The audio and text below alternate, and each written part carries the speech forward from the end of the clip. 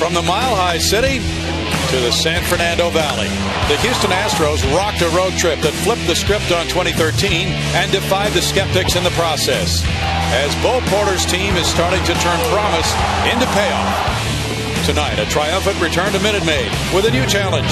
Bring the home field advantage back to Houston.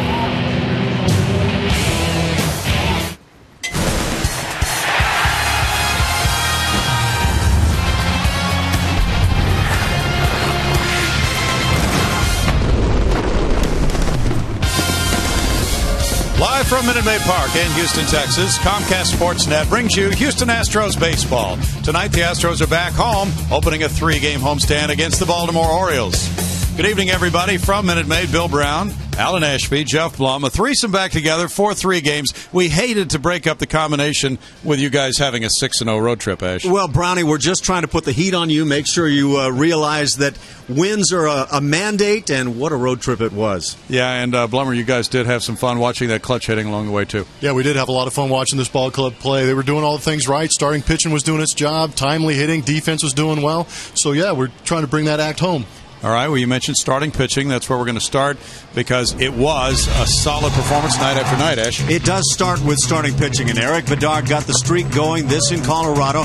He was pretty sharp. It wasn't one of his very best. I think the last one was Lucas Harrell, also pretty good in this ball game, but enough to be able to get a second straight win for the ball club. Dallas Keuchel, also not terrific numbers, but sharp. Bud Norris was absolutely on the money against the Angels, and Jordan Lyles has been terrific now in 3 or 4 starts in a row. And then it comes back to Eric Bedard, who was just absolutely dynamite yesterday, pitching quickly and providing a chance for that 6th straight win. They didn't need a whole lot of hitting. They got some timely hitting. Yeah, we saw that last night in the Angel game. Only 3 hits to win that ball game, but I think throughout the course of this road trip, it was the timely hitting that they got. J.D. Martinez did a great job getting 2 out RBIs. When a couple guys maybe faltered, Carlos Corcoran struck out in a big situation, but J.D. picked him up. And this guy right here, the big guy, Chris Carter, when he makes contact, the ball usually goes out of the ballpark, and 3 times over this road trip he did it. 2 were for go-ahead home runs, and 1 was to tie it up, and some really good pitching matchups against Jerome Williams in the Angel series. Coming up from Minute Maid Park, as the Astros are back home on a warm, steamy night, they will pay tribute to some firefighters tonight, and they'll find out if they can get their home record revved up the way they did on that 6-0 road trip. Julia Morales has more in a moment.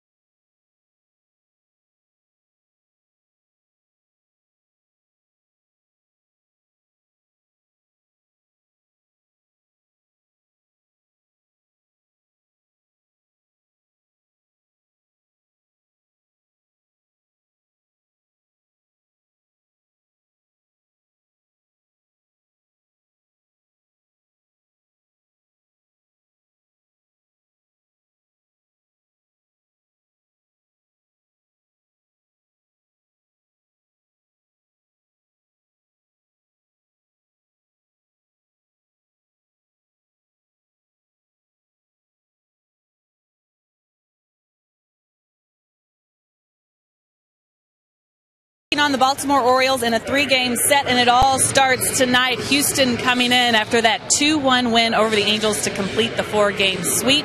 Eric Bedard and Brandon Barnes were the stars of the game. Barnes with the go-ahead sac fly and then the great play made out in center field to seal the Astros' lead there as they went on to get the win. And he's been solid defensively and put in that starting center field job thanks to some timely hitting. He's also enjoyed sweeping that team he grew up watching in Anaheim. But Barnes' spot in center is not set in stone. The outfield has changed often this year. It'll change again when Justin Maxwell returns. He begins a rehab assignment with the Corpus Christi Hooks today, and Bo Porter said that when he's ready to return, Barnes and Jimmy Paredes will compete out in right field for some playing time. Now the Astros playing real well on the road as they got their first road sweep of 6 games or more since 1999. But check it out this season. The home and road splits are a little different. Much better on the road, 12-16 the record. You see the team average there, 255 compared to 237, and the team ERA dropping. We've been talking a lot about the starting pitcher and how much better they've been as of late, but the team hopes to continue what they've been doing here at Minute Maid Park, and they're coming off a little bit of sleep as the team got in about 6 o'clock this morning, got home about 6 o'clock this morning. Meanwhile, their opponents, the Baltimore Orioles, had the day off, so they are well rested. That's how baseball goes, right? The game is coming up, and Lucas Harrell will try to take on the Orioles. Chris Davis, Adam Jones. Stay with us. It's all coming up next.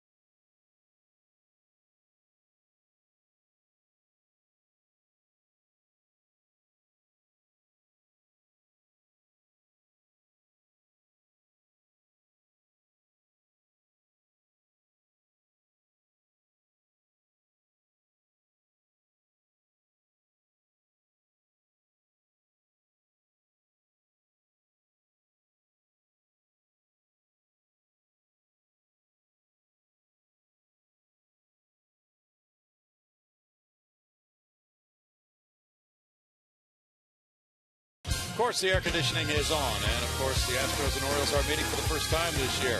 It's been a true home field advantage series down through the years. The Astros have won all 3 games played here, and Baltimore's won all 6 games played there. And the Orioles bring the second best attack in terms of runs scored in the American League. And Chris Davis has been on fire, Jeff Blum. Yeah, these guys are good. He's putting up astronomical numbers, 20 home runs, 52 RBIs.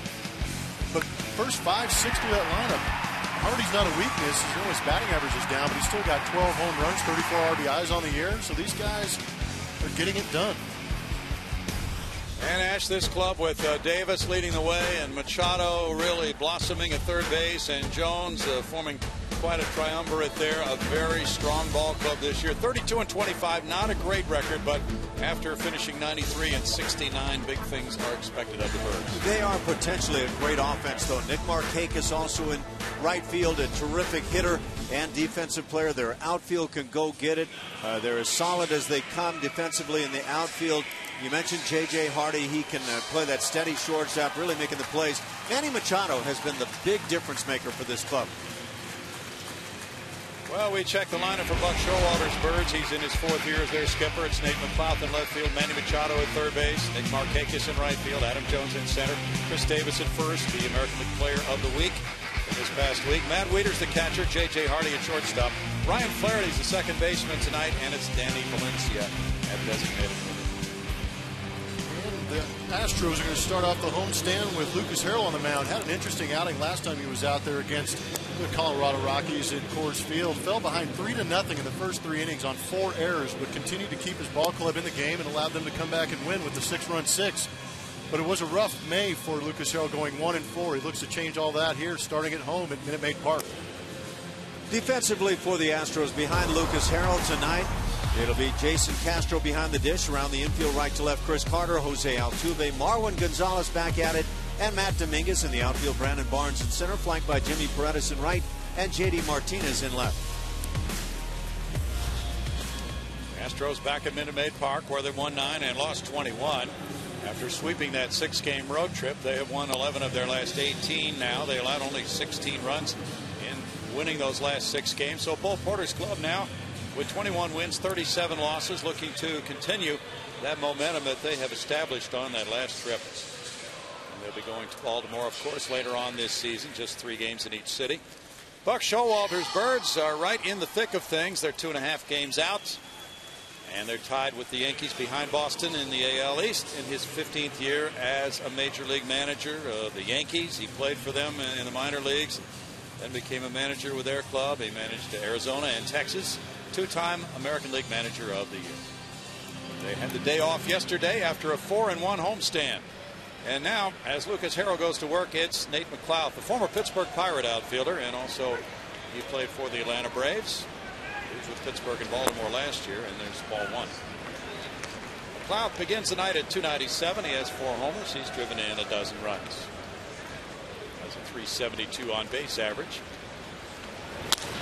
That's a liner, and it's caught by Altuve. Nate McLeod is one of the guys who has been a big turnaround kind of guy for the Orioles. His career started out very well as a Pirate, and then he had his struggles, but he has been reborn here with the O's. Well, it's one thing fans here in Houston, Ash, have been looking forward to this season. Seeing some of the new stars in the American League. They might have seen Manny Machado a few times on television last year, but now here he is, .327, 5 homers, 30 runs batted in, 20 years old. One of the strong young talents in Major League Baseball. Not one-dimensional. He plays a great third base. The Orioles people just rave about what he's done. He takes there, and it's a 1-ball-1-strike count. And Blummer, he is essentially a shortstop playing third, and that gives him that tremendous range. Yeah, you got to be a true talent to come up as a shortstop and move to third base. My opinion's a little biased, but he's doing a great job. And J.J. Hardy won the Gold Glove last year at short, so having him at third base is going to be a good thing for this Oriole defense. Foul pocket Carter, 2 outs for Harrell. Harrell showed some resilience in that last game you guys did for him in Colorado. He went 5 2/3. He gave up 3 earned runs. There were 3 errors in 1 inning, and he gave up just 1 unearned run in that frame. That was truly impressive. I think Ash and I were both in shock that he was able to keep it together and get through that inning alone.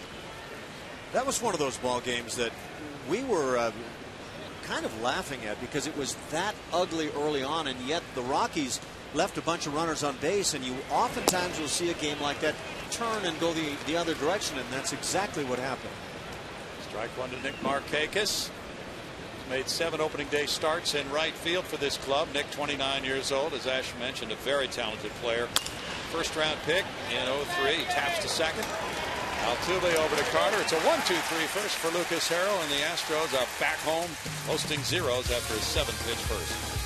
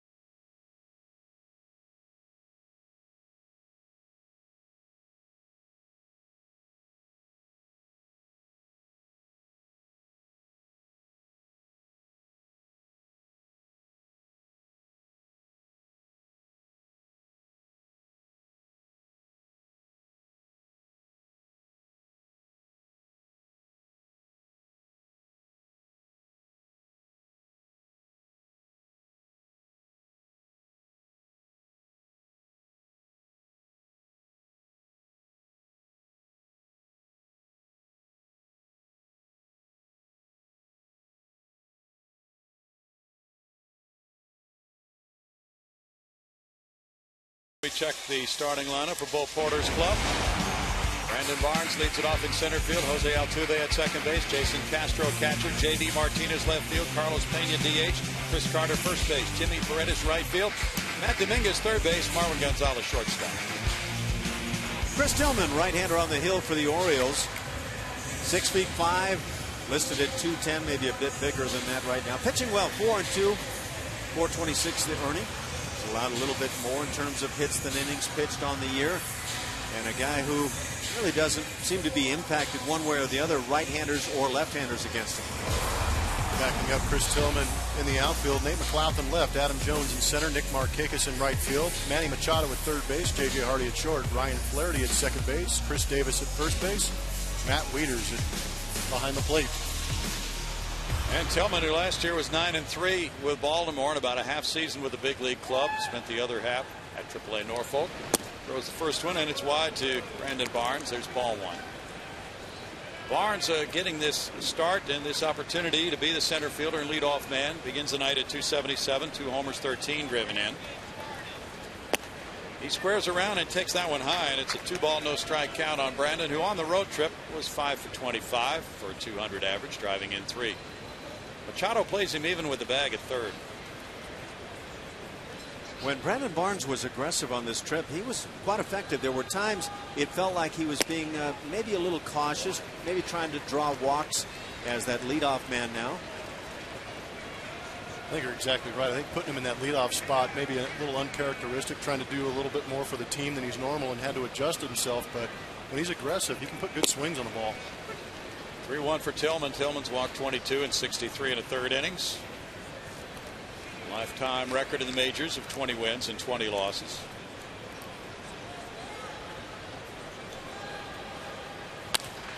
That's in the air, and that'll sail back into the seats.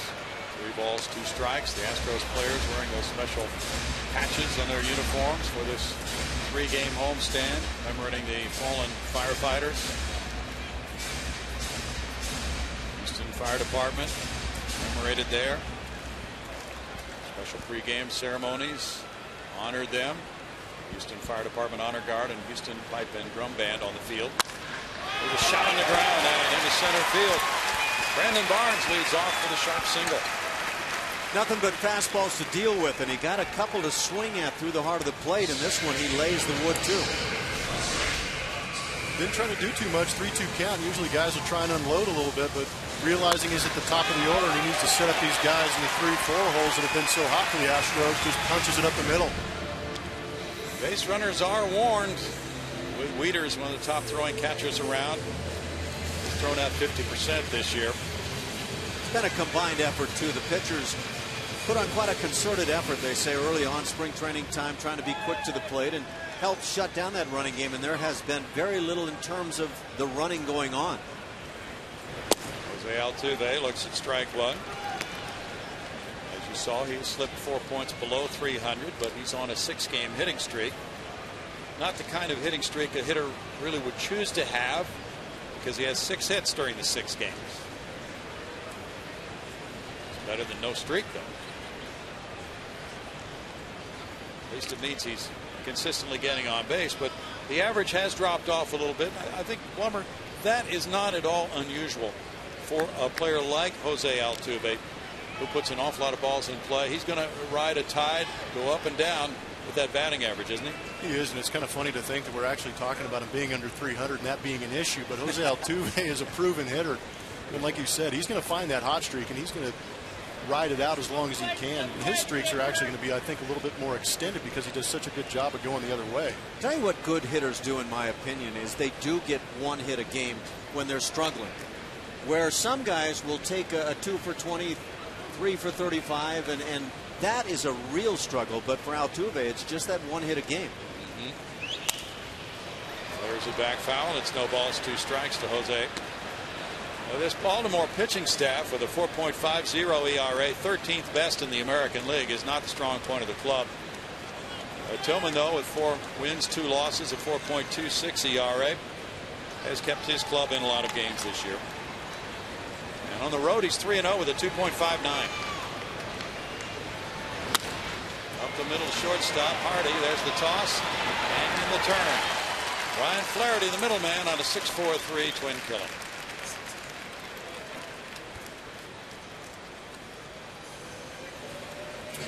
Chris Tillman, that average against on the curveball, just 136. So he's got a very good breaking ball. Get a lot of swings and misses on that pitch. We've also seen that he's quite willing to pump fastballs. With 2 outs, Jason Castro came from a family of firefighters. His father, firefighter, also his grandfather and a brother. 276, 7 homers, 17 runs batted in for Jason. He takes a look at ball 1, and Jason on the road trip 4 for 19, a 211 batting average. So he is very empathetic with what those families have been going through with the loss of those firefighters here in the Houston area. Brownie, I have a daughter who's a firefighter, and it's just absolutely devastating to see those young faces up on the board who lost their lives and the families behind them. And it's just it's appalling to think that a life can be taken while trying to serve others like that. They were trying to rescue people that they thought were in the burning building, and the roof collapsed on them. Just a big tragedy in this Houston area, and the whole city has been grieving for them. Where does your daughter live, Ash? In the Utah area, down toward Provo a bit. 3 balls and a strike. South Jordan area is where she's a firefighter, and yeah, you know, they're kids of families, and they go out, and it's a dangerous job, but they feel like they can get it done every day. Castro draws a 2-out walk. Here's part of the pregame ceremony on the field here at Minute Maid Park.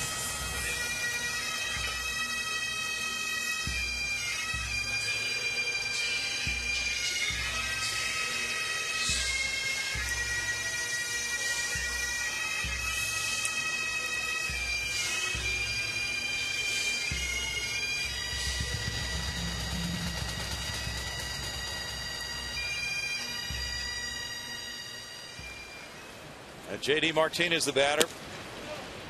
And that was a little high. Ball 1 to J.D. 271 for J.D. 5 homers, 21 runs batted in. Some very big hits lately. And a 360 average on the last road trip, going 9 for 25 with 3 runs batted in. Local and national firefighters can receive free tickets for this series for them and their families at the Minute Maid Park box office with their firefighter ID. 1 ball, 1 strike to J.D. His 6-game hitting streak came to an end last night, but it was a happy story as you guys had the long flight back after the 2-1 win over the Angels.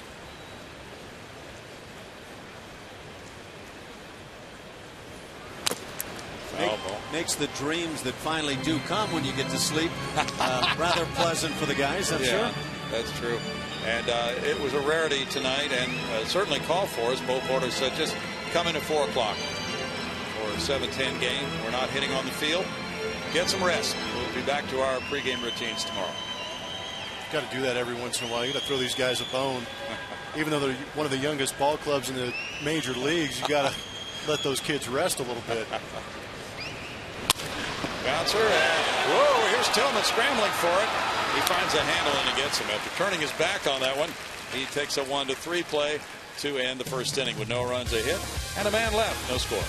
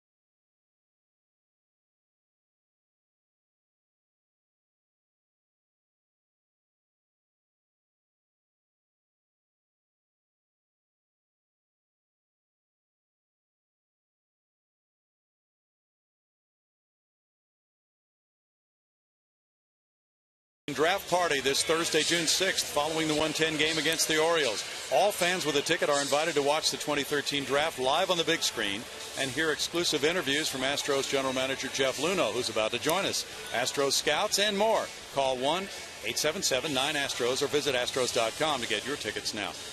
Great time of year, Jeff, with the convergence of baseball at all these different levels, high school, college, and, of course, professional baseball. And you just can't get enough baseball this time of year, can you?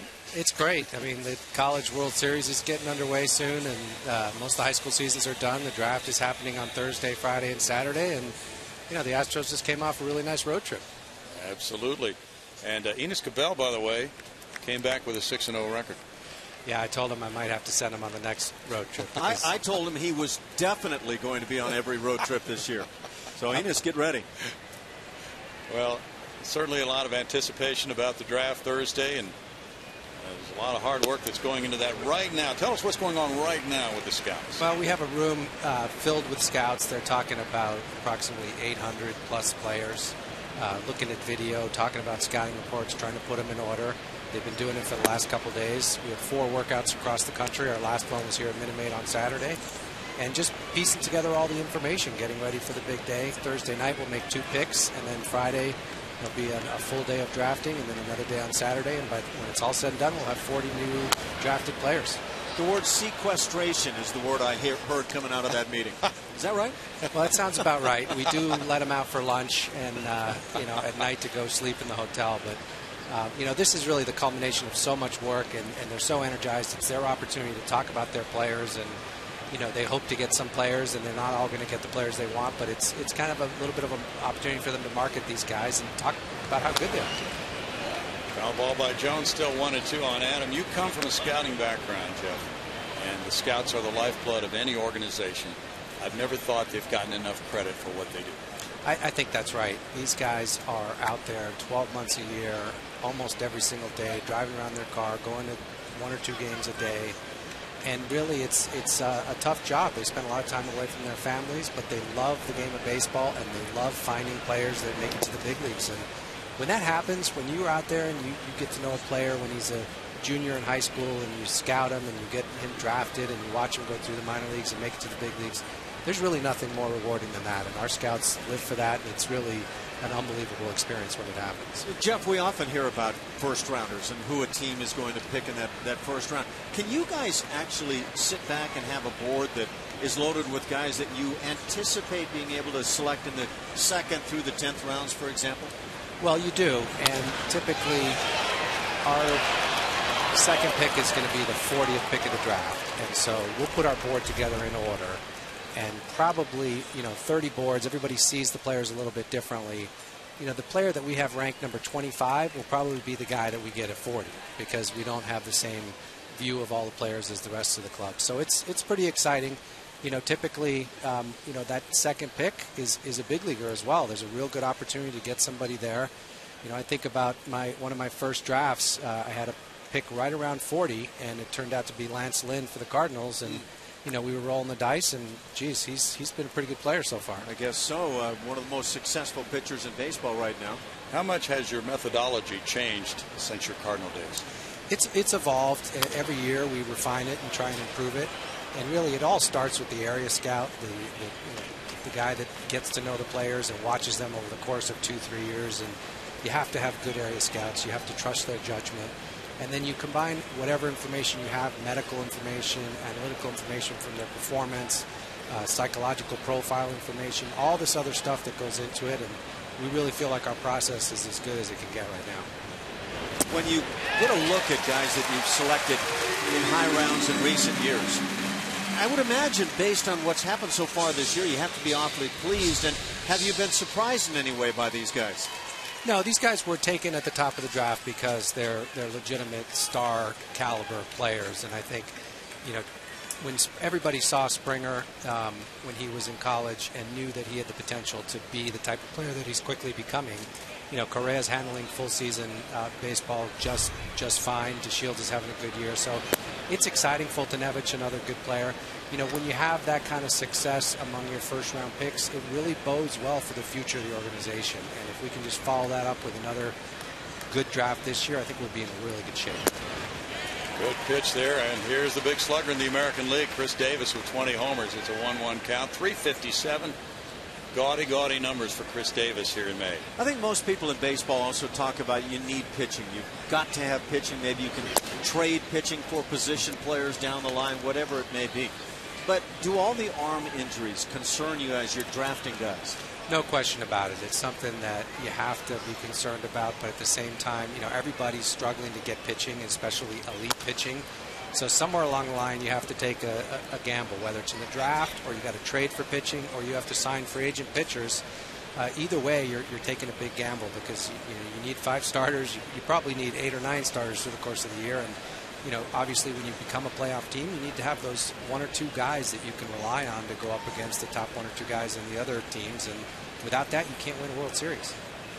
Saw Bud Norris. He came up through the ranks after being drafted by the Astros. And obviously, it seems to be a movement that more and more organizations want those homegrown players and they want to hang on to them, Jeff. It is, because you have 6 years of cost control once they get to the big leagues, and you don't have to compete with other clubs in the free agent market. So it's a real important part.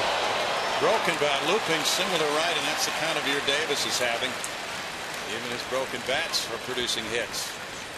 Well, he's gone from that guy that was always the power threat to the guy that now is not only a great power threat, but a terrific hitter to go with it. Matt Wieters coming up next.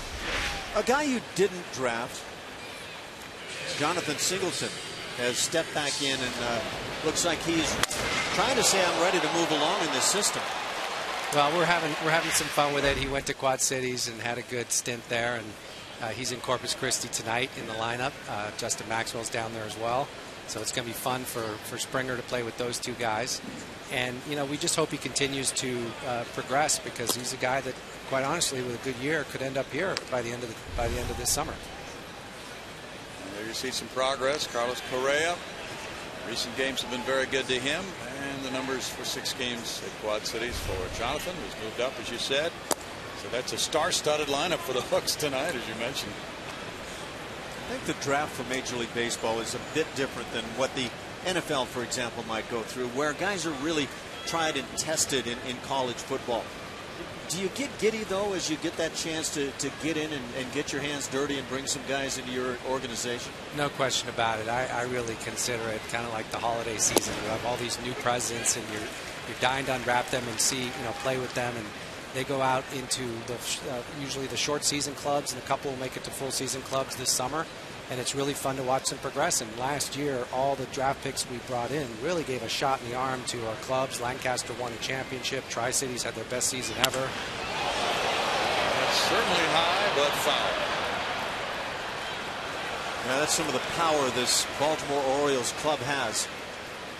How much do you concern yourself with agents when you talk about, say, an appella that a lot of people have at the top of the list this year? Does an agent potentially drive you away? No, we really focus on the player, because a lot of us like to say, we're signing the player, not the advisor, not the agent.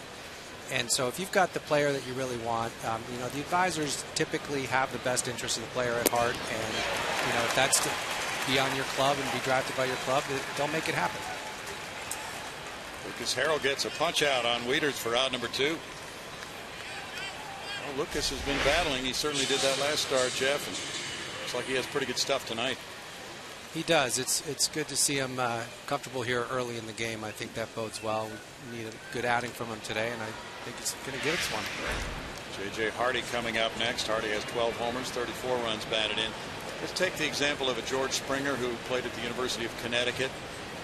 And that's where a lot of the scouting is really important, isn't it? With a player from the Northeast who does not have the length of season of a player in another warmer climate.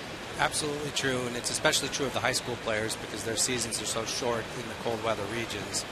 But more and more, a lot of the players are playing year-round, so you get a chance to evaluate them during the summer and the fall. And a lot of the work that the scouts do is during those months. And by the time the spring scouting season starts, we've got a pretty good feel for who the guys are that we need to bear down on, and they do a good job of it.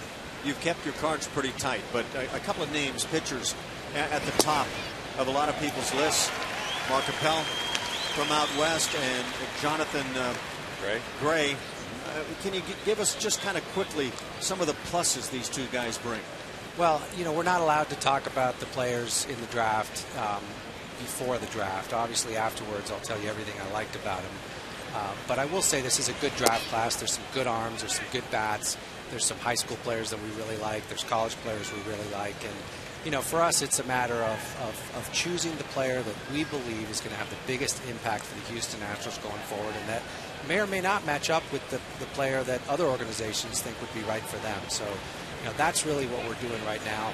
The choices are all great. You're nitpicking between them because they're all potential big league impact players. From what we're reading, Jeff, and general impression that this draft is well stocked with high school catchers and left-handed pitchers. Do you consider the Astros to be pretty well stocked with catching talent right now? We have definitely added to our catching talent by bringing in Perez and Stassi last year during the offseason. We got two guys that we really like. We've got some guys internally. And, Corcoran really helped our depth by becoming the player that he's become at the big league level. You could see him, being a backup here for a long time to come. Good point. And with the emergence of Castro now, a healthy Castro this year, that is looking like a very good situation for years to come. Yeah, I would simply say you've got one of the healthiest starter backup combinations, I think, in all of Major League Baseball in terms of the catchers. I agree. And, I got spoiled in St. Louis with Matheny and then Yadi Molina, two guys that defensively are about as good as it gets. But I'm really pleased if you can have good defensive catchers, a nice tandem where you can give a guy a couple days off and they can produce offensively, especially the way these two have produced this year. I think that's going to be a big boost for us. What's exciting to a lot of us is that we'll take an area scout who's got his guys. Say he's a Houston area scout. Boy, he wants you to draft his guys. They're his fellas, And then you've got a scout watching the talent in Georgia. He wants you to take it. It's got to be pretty interesting in that room. It is. And Mike Elias, our scouting director, has some tough decisions to make. But, he's not there to make the scouts happy. My advice to him is when you leave the room after the draft is over, make sure everybody is equally unhappy. And you'll have done a good job. But as you put them together, and you pointed this out yesterday in the press conference, now the dynamics change. They're all in one room. They're all considering these players. The guy from Houston hasn't seen the Georgia guys, so now he gets his first look at them, right? It's true. And, we really believe in having the area scouts here for the entire draft. It's really an important part of the process because they learn a lot and they can contribute a lot. It starts to get rapid fire very quickly after the first round, and we need these guys to be on top of it and make sure that, we don't forget about players that they really want us to draft, and, sometimes make that extra phone call to the player to make sure that he's signable in the round that we're going to take him. Ground ball to Altuve. On over to first. Can you spend another half inning with us? I sure can. We'll be back with Jeff Luno in a scoreless game.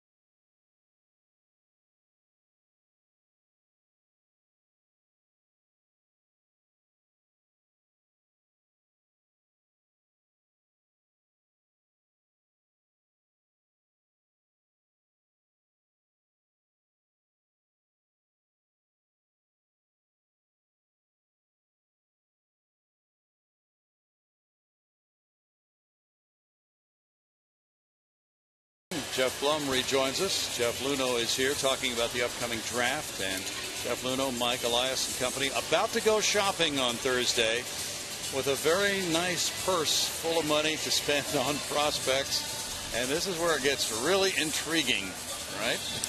Well, it does. You know, by having the poorest record in Major League Baseball last year, we have the largest pool of money to spend in the draft, and that's part of the theory behind competitive balance. So, you know, those numbers at each pick are just guidelines. They're not, you know, hard slots. And so really what we consider is the entire aggregate pool, our picks, and how do we get the most value out of the dollars that we spend. But it's going to be a big investment. I mean, it's one of those are real dollars that we're going to end up writing checks for. And we need to make sure that we get a lot of Major League value coming out of that draft. Where does the money come from to put into that pool? Is that Astro money, or is that from the league, or it's luxury taxes? It's Astro money. Okay. And you know, we talk about a lot has been discussed about our payroll this year. Well, you know, we're going to be investing close to $20 million between the draft and our international spending. And that's a significant amount of investment that the Astros are making in the future. Now, how creative can you get with that number 1 pick, number 2 pick, as far as the numbers and contract type situations? Well, let's say you were available in the draft, and we agreed to pay you $1 for that first pick. Then the whole rest of our pool would be available for the rest of the draft. But, yep. You know, it typically goes. The first player you take is the one you're going to invest the most in. But you know, you certainly don't have to follow any of the guidelines. The guidelines were there basically to come up with the total aggregate amount. There's no penalties for going over or under any specific pick. There are penalties if you go over your aggregate pool, you get taxed. And then if you go over 15% or more, then you lose your pick for next year. And that's something that nobody wants to do, of course. And how are they handling? I know that a couple guys, I remember I played with a guy named Sean Burrows, who, you know, they get big league contracts as a first-round pick. Are they still doing things like that? No, that was eliminated as part of the new collective bargaining agreement. So everybody is on the same footing there. You really just negotiate, you know, after the player's selected, you negotiate a signing bonus, and then they become a minor league player, and not until they get added to the 40-man roster, which could be as quick as a year, as we saw in the case of Kevin Gausman from LSU, or it could be, you know, 6 years. If not, they become minor league free agents. Peña's hit by the pitch to lead it off here, and Carlos is the third Astro base runner against Tillman.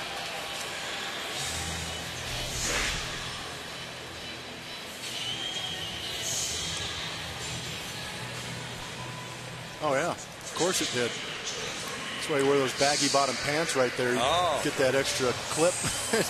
Don't have to pay the price for it.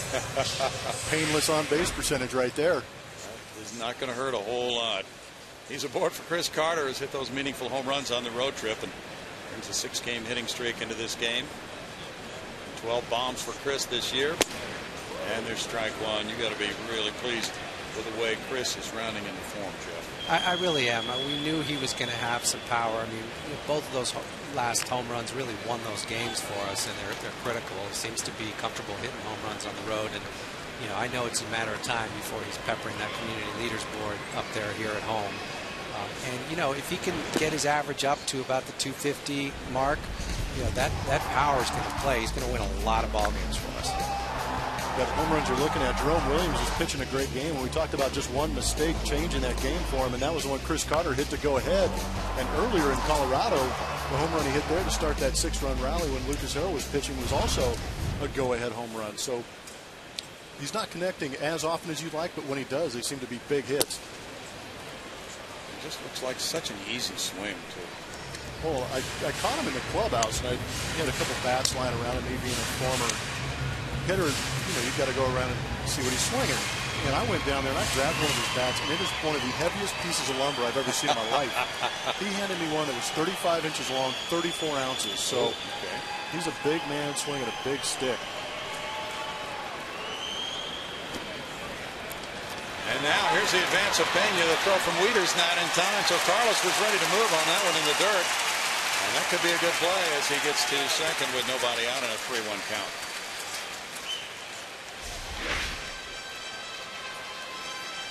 Good read. Mentioned that Wieters is throwing about 50% of the base stealers out, so why not take advantage of the ball in the dirt on that breaking ball right there? Good read by Carlos. he gets into scoring position, and Carter's driven in runs in 6 of his last 8.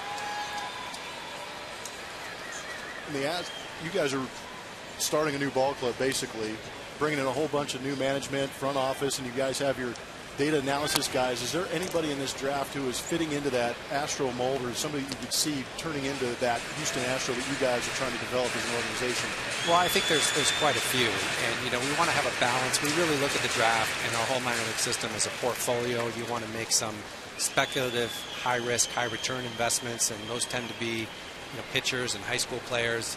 You also want to have enough bonds in your portfolio to make sure that you get a return out of them. So some of the more advanced college players, for example, that are fairly safe bets to make it to the big leagues. And you want to balance across positions and so forth. But there's no one profile that we look for as an Astro profile.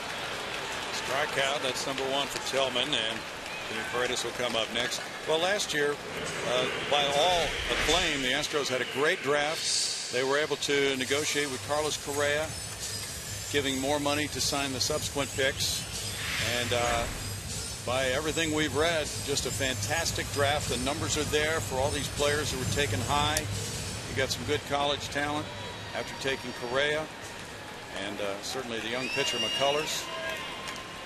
That was a tremendous mix. Are you looking to do that again this year, or is that that's something that is only going to happen once, do you think? I think if we could replicate the output of that draft, we'd be happy. To get a guy like Nolan Fontana, top of the 2nd round, to be able to add that. So he's a fairly safe college player who we think is going to move very fast, and he already is moving fast. But to get a Lance McCullers, a guy who has tremendous upside as a starter in the big leagues, that was great. Good play there by Flaherty to get Paredes, and Pena takes 3rd. So those results look fantastic already early, and it sometimes takes a little bit longer than that. Well, and the guys we took later in the draft too, Andrew Applin and Preston Tucker, Brady Rogers. I mean, our entire draft at this point, Sclafani, who's hitting like 380 in the Cal League.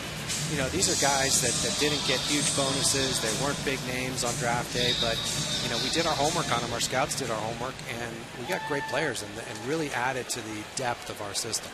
Yeah, that's the other important point, is that we focus so much on the top pick. There's so many gems to be mined below that, and you get a 10th rounder every now and then who will just be a spectacular player. Well, beyond the 10th round, one of the success stories of the drafts in St. Louis that I was involved in is the number of players that were selected, even after the 10th round. Guys like Jaime Garcia and Matt Carpenter and Matt Adams, and the list goes on. Guys that are in the big leagues today that were selected in the 20th round, 30th round, etc.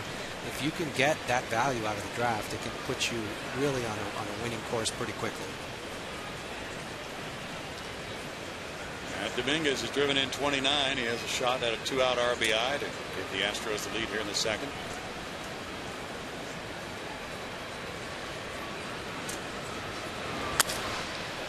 He grounds that one foul.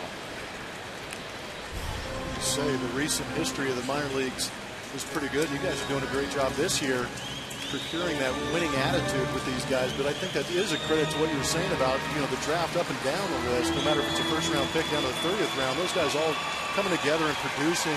But I like how some of those guys maybe are a little ticked off that they got drafted a little bit lower, but they're still getting the opportunity to go out there and prove themselves. I think it's good to see. Well, we tell them all, once you're in the Astros organization, it doesn't matter where you were drafted. What matters is what you do from that point going forward. And a lot of these guys are senior signs, not high expectations, but they go out there and they perform, and there's a good chance they're going to make it to the big leagues, and that's what really matters.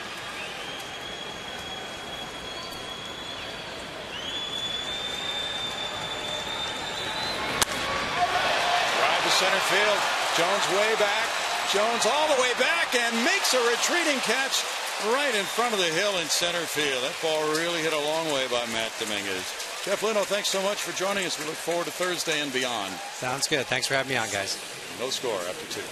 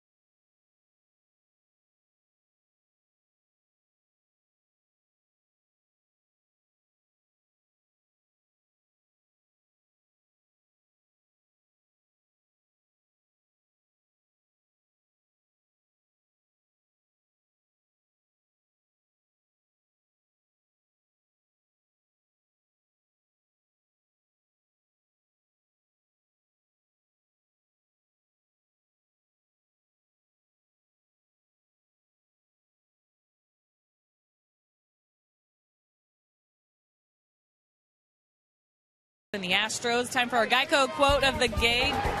Feels good because we know we're coming from the floor. We scratched for it, sweat, tears, blood. We won, so it's really satisfying to come out victorious at the end. It's fun. It's really fun. That is from Carlos Pena, one of the leaders on this team, and it's really good to see all these guys having fun. They're very loose, and it's just showing that their hard work is paying off. And Carlos Pena is having a lot of fun because he's on a tear. Recently, he was 8 for 23 in this last road trip, 2 home runs and 4 ribbies. And he bought into what the Stros were doing from the beginnings, really enjoying his time here at this point of his career, guys. He's been an important contributor, too, in a lot of different ways. One the count to Danny Valencia, hitting 250, 2 homers. He's driven in 6. And he puts one in the air to right field. Jimmy Paredes back to the warning track, and that one is an opposite field home run. Valencia's 3rd of the season, and it's 1-0 Baltimore. Orioles DHs were hitting only 179 coming into this game. That's the lowest by any American League club, but Valencia makes it 1-0.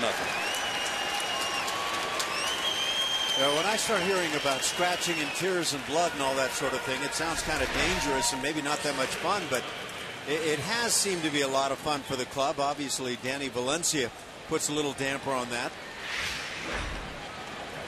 Nate McLeod follows. Looks at ball 1. The Birds lead the American League in homers. That's their 82nd. Well, considering what happened early on in the first 40 games of this season, can't blame the Astros for trying to enjoy this 6-game run a little bit. That's a good point. When can you remember a team doing what they have done, going 6-0 on a road trip after starting 15-37? Pretty amazing stuff. It is truly amazing. I think the last time they did make that run, they were taking it out on me and the rest of my teammates in Montreal. I'm not sure I recall a club in that 15-37 spot, let alone being able to turn it around. It was remarkable. Yeah. Well, in 05, they started 15-30. But still, I don't think they went 6-0 on a road trip at that point. That is pretty remarkable stuff. 3 balls, no strikes. So you're saying the year they went to the World Series, they started out 15-30? Yeah. That'd be interesting, huh? Ooh. 3 balls and a strike. That was what year? 05? Yes. No kidding. It's not how you start, it's how you finish. I recall it was a disappointing start, but that is really not good at all. Right to the shortstop, and Gonzalez slings it over to first. 1 out.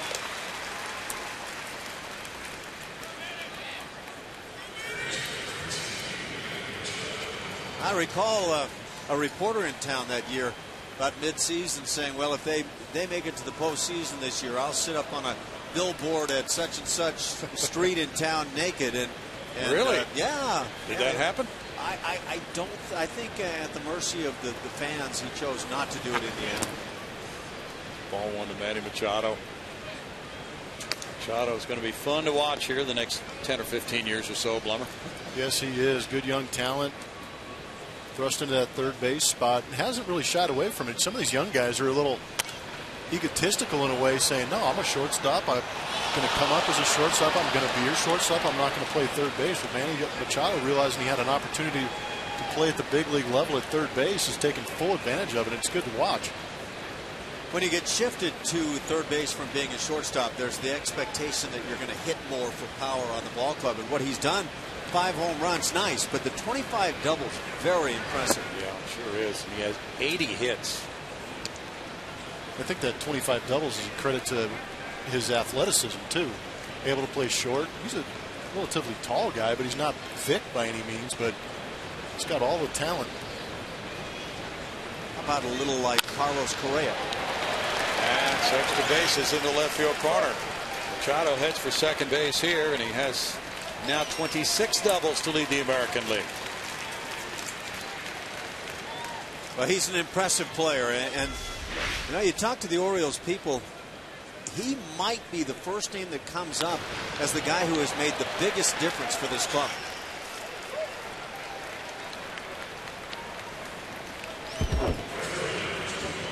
Now, they play in a great hitter's ballpark in Baltimore, but these numbers are even better on the road for Manny Machado, so he's not a product of that yard in Baltimore. about 100 points better almost in batting average, and 200 points better in his OPS. I'm going to guess that by season's end, those numbers will balance a bit. Markakis grounded out earlier. Strike one to Nick. Nick had a herniated disc in his neck in spring training. He's an outstanding player. Guy that gets overlooked a lot, I think, by national media, but he can really play, and he's got a heck of a throwing arm in right field. Ooh, that's a good looking pitch. Yep. 1-1. I would challenge somebody to say where that one missed. Back when Markakis was a first-round pick in 03, the Orioles were not very good. They could be a force for a few years now with the young talent that they've accumulated. Fly ball high to center field. Brandon Barnes back. Now he circles around behind it. And here's the late tag at second. Machado going back 2 outs.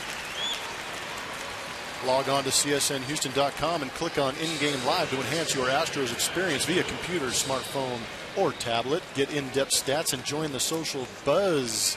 In-Game Live only on csnhouston.com. Adam Jones had made an outstanding catch on Matt Dominguez's deep drive in the second inning. Comes around for the second time. He struck out in the first. Just looking at these guys, and for many Houston fans, Ash, this is the first real time we've had an opportunity to see the Orioles in a 3-game series. Adam Jones, he's got that slender center fielder's build. Boy, he's looking very athletic. This one goes back out of play, and he also was a first-round pick, but it was a Seattle pick in 03. Well, he is all of that you mentioned, Brownie. He's a gifted gazelle in center field, hits with power, can hit for average, a terrific talent. But you don't hear a lot about the Orioles players, and they're loaded offensively. It's got to be tough to get noticed playing in a division with the Yankees and Red Sox. They're constantly being mentioned all over the place. They right now have scored the most runs per game in all of Major League Baseball. They actually trail Boston by a couple of runs, but they've played one less game. Good pitch there. So they're an extremely effective offensive club, putting the runs on the board right now. And defensively, their outfield, as we mentioned, up top, maybe as good as any. Adam Jones and Chris Tillman, tonight's starting pitcher, were part of a package for Eric Bedard when they were traded from Seattle to Baltimore in 08. Good stop there, and here's the advance. No throw. Castro took a look at third base, but Machado was streaking toward third, and he made it in without a throw. Well, there's that gift, that instinctual gift that a lot of guys don't have. See the pitch in the dirt and take off, realizing that it's just simply going to be an awfully tough play for the catcher. Castro blocks it beautifully, but no chance when there's that fine reaction by Machado. You got to be anticipating that play in order to get there on that. A wild pitch. Gives the Orioles a runner at third with a 1-2 count on Jones. Most players see pitch in dirt. Some players see pitch headed for dirt. And I think that's who Machado is.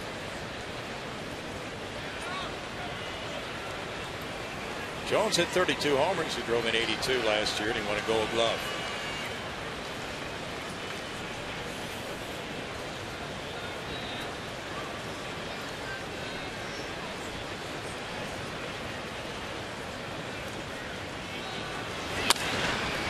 Counts the first and on through into right field under the glove of Carter to make it 2-0 Baltimore. The ball skipped under Carter's mitt, and Jones reaches while Machado scores from third.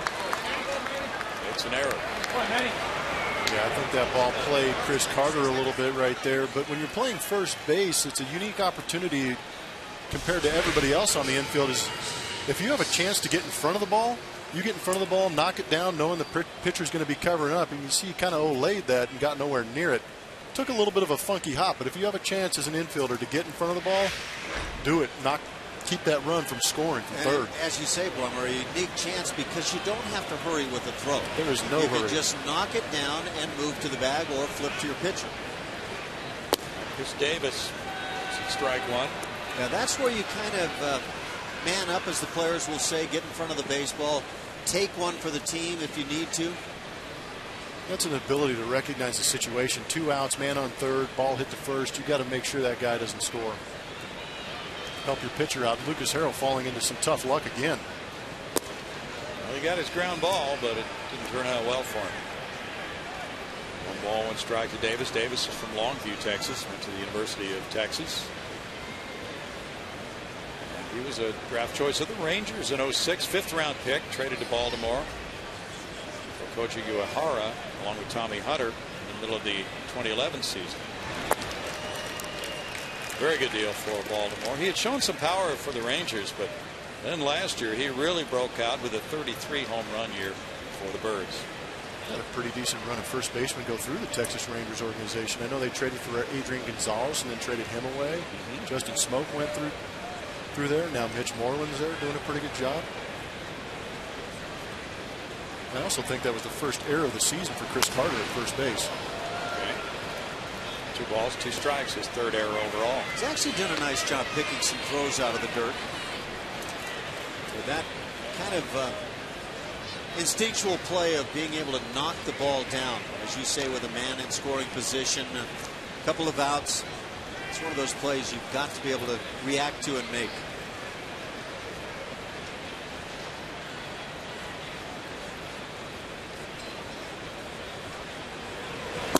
Davis looks at it, and that's strike 3, ending the 3rd inning.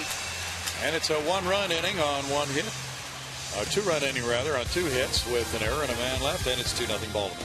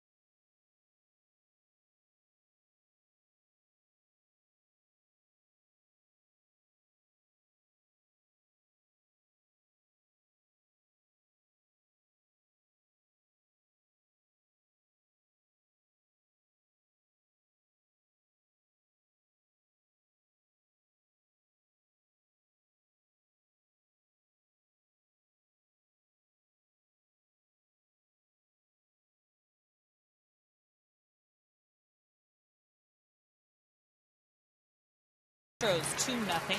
Texas, Louisiana, Arkansas, Oklahoma, and New Mexico viewers, listen up. Comcast Sportsnet covers the entire 5-state region, and we want your story ideas. Email us your ideas at regionalroundup@comcastsportsnet.com. Guys. Thanks, Julia. Good to have you back for only 3 days. Hey, you and Blummer and Ash are just kind of making another stop on this long road trip, aren't you? It's really not a homestand of 3 games. Just a pit stop. Gotta keep going. Gotta get that laundry done, right? Yeah, but I'll have time for it. Now, Brownie, here's what I just heard. It's nice to have Julia back for only 3 days. Is that what? Well, you know, I'll drop it at that, I guess. Let me amend that statement. Great to have you back, Julia. Thanks, Brownie. On further reflection, I misspoke. Marwin Gonzalez, 233, 3 homers, 11 runs batted in. But that's not the last time I liked it. And Marwin takes a strike. Now, I asked Marwin tonight, and you guys know this. You know, he sat out a few games with a hamstring strain. I said, well, you were ready to go a game before the trainers let you play, right? He said it was actually 2 games before they let me play, but that's okay. I understand. Because actually you consider all the games remaining to be played this year, and it makes no sense to rush a player back from an injury. A hamstring can go on for a long time, you know. Well, even when you think you've got it healed, you can go out and try to burst on it, and all of a sudden it comes flaring back. Terry Poole, a great example, and a terrific Astro player through the years. pulled a hamstring, got it healed up, came back and played, pulled it again, and I believe he pulled it a third time that year, and it just destroyed an entire season. I think it's smart going through Colorado, too, where a place the high altitude, your muscles have a tendency to get a little more dehydrated there. You don't want to chance it there. And they were playing such good ball that, you know, give them a couple extra days. It worked out pretty well. Sure did. Ronnie Cedeno got a lot of playing time.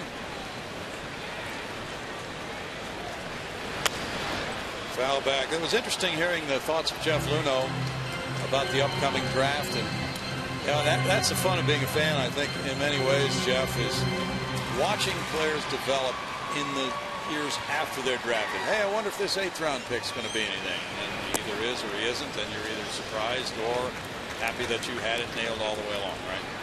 Yeah, you do never know, but I know that Jeff Luhnow and the guys that he's got up working in his office are putting together some extensive work, extensive numbers, but it's good to see that they're actually going out and seeing these guys and witnessing what they do on the field as well as putting it together with the statistical stuff.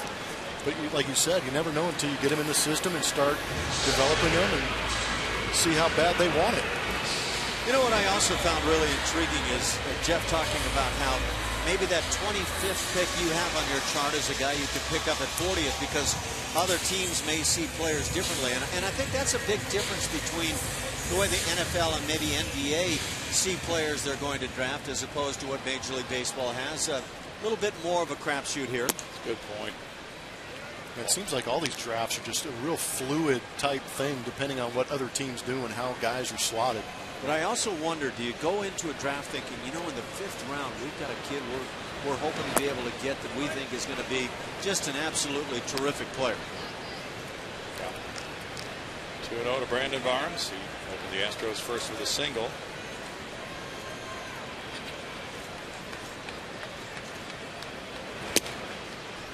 It's a 3-0 count with a fastball up high. Curveball's been the most effective pitch so far statistically for Chris Tillman.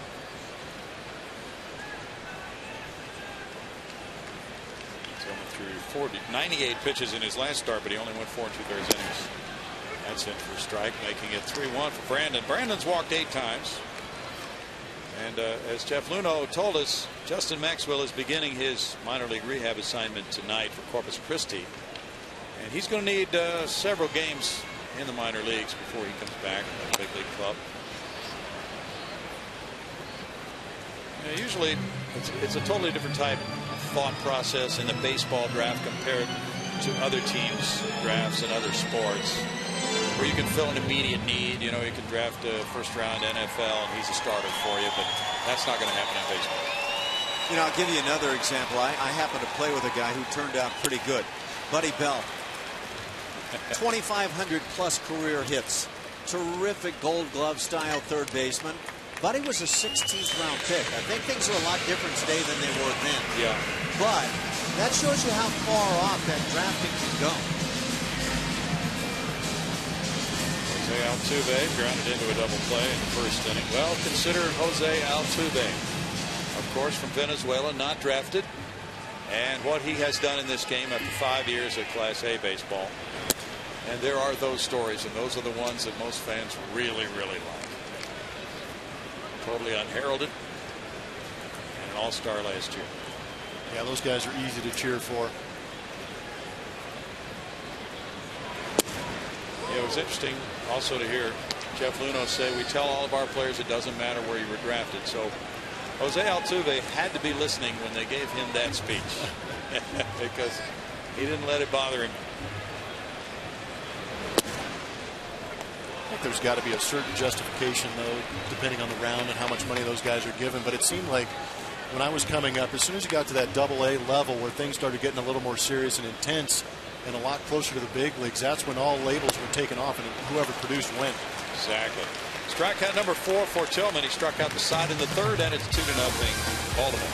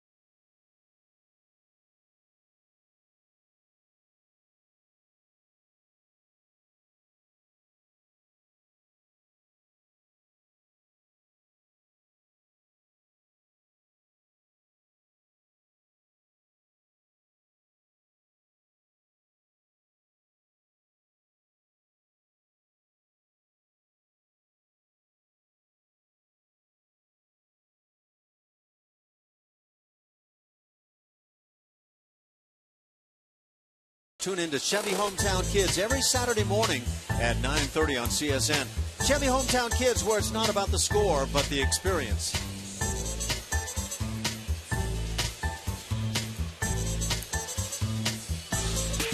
Here at Minute Maid Park, it's game one of a three-game homestand. And the Astros will be heading out after the Thursday afternoon finale. The draft is here that night. Fans can stay and watch the draft on the big screen after the ball game Thursday. Then you guys will be going to Kansas City and Seattle. Matt Wieters leads it off. He struck out in the second inning. Rub it in, Brownie. Well, I'm looking forward to it, Ash. Yeah, well, there you go. See, now there's a guy with a positive spin on things. That is a good thing. Good way to go, too. Go crush some barbecue in Kansas City and then drink all the coffee I can in Seattle.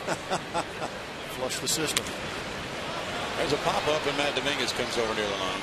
Say, Ash, do you think when you guys get to Kansas City, you'll see George Brett at all? I'd sure like to. And I would imagine we will. We may see him before then. Okay.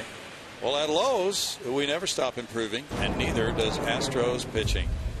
What a road trip this ball club had with those 37 and a third innings from starters and the bullpen guys, 16 and 2/3. They kept the walks down. Good ratio of strikeouts to walks by the starters, a 2.41 ERA. The relievers really in different combinations filled in those late innings, and it all added up to 6-0. It's a good ratio of innings. Starters to bullpen. That was huge. I was just checking that, Ash, before the game tonight. Astros relievers have worked 216 innings. That's the second highest in the American League. But it's, I think it's manageable because of the way those relievers have been used lately. And Bo Porter was pretty deft in using guys like Brad Peacock, Jose Cisnero, when other guys needed a rest. Yeah, a little miniature type piggyback situation where guys were going 3+ innings coming out of the bullpen. Cisneros done a good job. Paul Clemens, Peacock, those guys are going extended bullpen outings. But I think it was Mike Stanton earlier in the pregame that said that the Astros starters in the last 18 games, I think it is, went from a high 4.9 innings per start to 5.9. Yeah. So that, I mean, that's how you save a bullpen, increase their effectiveness. That's how Mike Stanton got that long career. Here's the other aspect of that ratio of numbers, again, that were good, is when you're on a 6-game winning streak on the road, you're pitching the bottom of the 9th inning every time, too. Good point. And Flaherty takes a look at it after grounding out first time. He's at 1-0 in the count.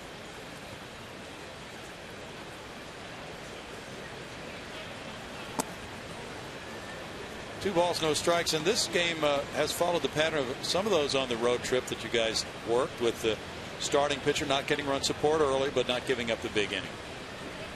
Just keep them in the game. That's all you can ask these guys to do. That's laced by Altuve to his right into right center field. Well hit ball with 2 outs by Flaherty, and Flaherty's 1 for 2 now.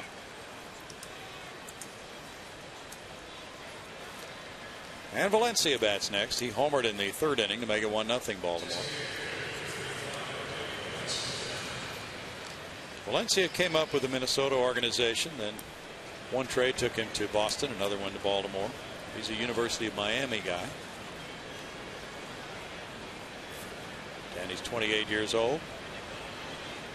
Buck Showalter's team got off to a nice month of April. Has stayed right in the thick of things here in the first couple months of the season. There's a strike to Valencia. They had a bit of a downturn in mid-May when the closer Jim Johnson had some blown saves, but they seem to have things righted now after that 4-1 homestand, and they just won 2 of 3 from Detroit. So that's a good sign for those fans in Baltimore, hoping for another postseason appearance this year.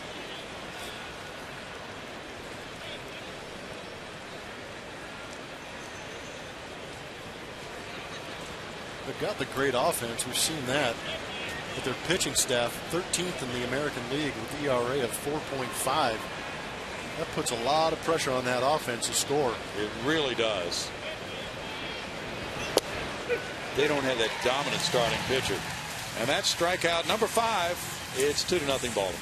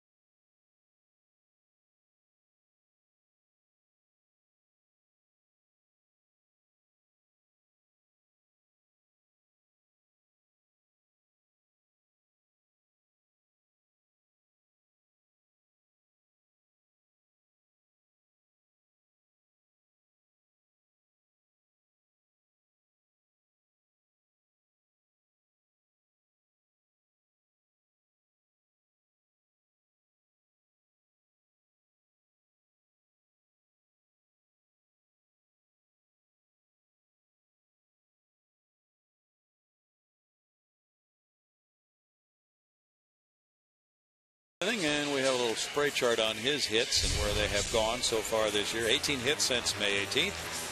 And he has been ripping it up. Let's see where the hits have gone, though. And good distribution there on the singles. And he's pulled several of the doubles. And then the home runs have been sprayed around, Jeff. Yeah, actually, it has. I mean, all four of them. Right field, right center, left field. So he's doing a good job. And Ash and I had hit on it throughout the course of the season. Even when he's been struggling, his hard outs have been the other way and up the middle. So he hasn't deviated from the game plan he started with throughout the season. It's good to see that when he is getting those hits, they're up the middle. And when he has a chance to drive it, he's yanking those things all over the place. My hunch would be if you went back to the early part of the season, you'd see a reversal of what we just saw there on that chart. Most of the hits would go the other way. But when you're going good, you're hitting the fastball up the middle the other way, and you're getting those mistakes like the off-speed pitches in the zone and jerking those out to right field. As you pointed out, Ash, Castro now that he's healthy and he has really come out. We're seeing the Jason Castro the Astros had hoped they would see when they drafted him in the first round in 08. Hitting the ball to all fields. He's catching well. He's done a nice job on a lot of balls in the turf. He's commanding that pitching staff. And there you see the way these two guys, Davis and Castro, have done since May 20th. Chris Davis has just simply been a house of fire. The guy has been absolutely amazing. So if you keep somewhere close to those figures, you're doing awfully well. This one heads for left center, but there's some hang time for Adam Jones. However, it's the left fielder who makes the catch. McLeod, one out. You know, as we were talking earlier about first-round picks, it's so fascinating to follow the progress of players. And for Jason Castro, that knee injury really derailed him. But now, you don't always expect a guy to come out and have a big year there in his first full, really big season because he hasn't had the playing time. But that's what he's in the process of doing right now. J.D. Martinez with the bouncer. Machado slings it across. 2 outs. In this series, you're seeing two of the top defensive third basemen in Matt Dominguez and Machado in the American League. And both just babes.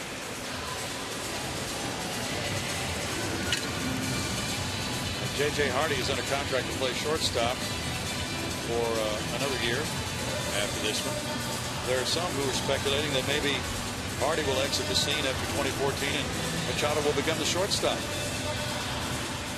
I think we need to put a heart monitor on those two guys at third base, Dominguez and Machado, and see who has the higher heart rate. Matt Dominguez just never seems to get excited. Yeah, that's right. Carlos Pena takes, and there's strike one. Yeah, he had a couple bullets hit at him in that series in Anaheim in the 9th inning, and it looked like he was taking ground balls in between innings from Carlos Pena. I was pretty impressed. Yeah. He's got those soft hands, and he stays relaxed. Yeah, if you're looking for that guy who can handle the pressure and just stay low-key, that's Matt Dominguez.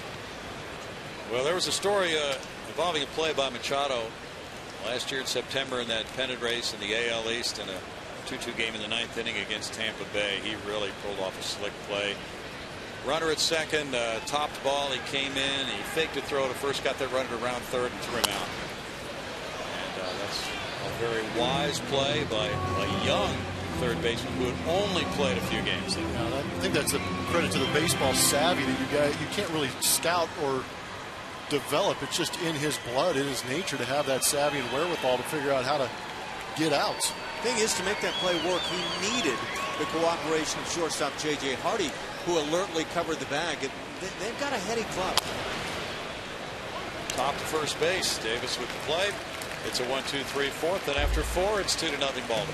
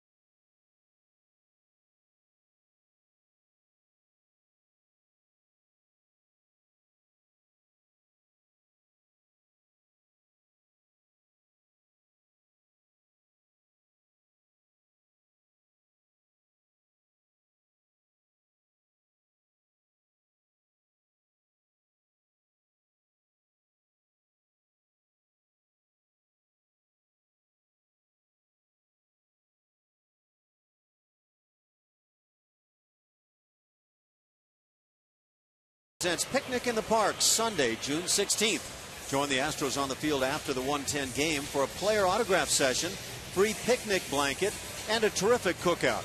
Get your tickets today by calling 1-713-259-8851 or email picnic@astros.com. Looks like fun. They better be wearing those same outfits when they have that picnic, too. Nate McLeod Couldn't do otherwise. No. They ball one. Lucas Harrell, a moment ago on that tape, is wearing the stovepipe hat. Will they have some Grey Poupon for those so inclined? That's a must. I think that's what Orbit's job is, to supply that. Well, Orbit doesn't look like a Grey Poupon type guy. 1 ball, 1 strike. Guarantee there's some mayo on that sandwich if he's eating it. Yeah. It's a 2-1 count. Speaking of which, the Bobble Belly coming up, huh? When is that, Nash? I don't know. What is the date on that one now? What is a bobble I belly? have never heard of a Bobble Belly before. If it was mine, it'd be a bobble boiler. Just look over here, Ash, if you haven't heard of one. There's a ball in the air to left field. And Martinez gets underneath it. That's out the move for Lucas Harrell. Now, Lucas came into this game leading the American League in walks with 37. And he has not walked a man. Yeah, came into today's game with 37 walks, 35 Ks. You don't see that too often with a higher walk to K ratio. True. 75 pitches. Manny Machado doubled to left. He's 1 for 2. They strike one to Machado, 20 years old.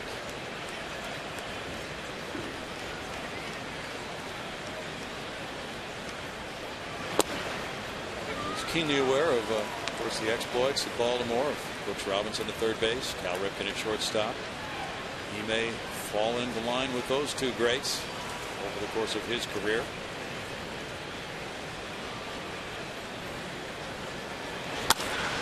Fly ball out to right center field. Here's Barnes coming for it. Barnes laying out for it. Brandon Barnes with a tremendous catch.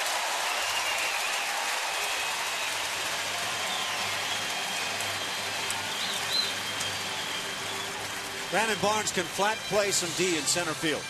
There's just no doubt gap to gap he can go get it. Can he swing the bat enough to maintain that position for the club? Look at that flying catch. That was impressive. I didn't know what to say right there. He was airborne for a good second and a half, it looked like. Kept his eye on the ball, and that's beautiful right there. That is truly an amazing play. Where have you gone, Pete Rose? Oh, boy, he just stayed horizontal for a few seconds there, floating through the air. Zero respect for his body. Oh, you know he's got to be feeling that. That's a hard landing. 1 ball, 1 strike. Good for him to recognize the situation, too. He knows darn well that Justin Maxwell's out on a rehab assignment, so he's going to go out there. He's been playing his heart out all season, but to make those plays at this time is even better. Slapped in a hole. Here's Marwin. Quick release and the dig by Carter at first. The Astros are really throwing some leather around Minute Maid Park. This was a spectacular catch, and it's 2-0.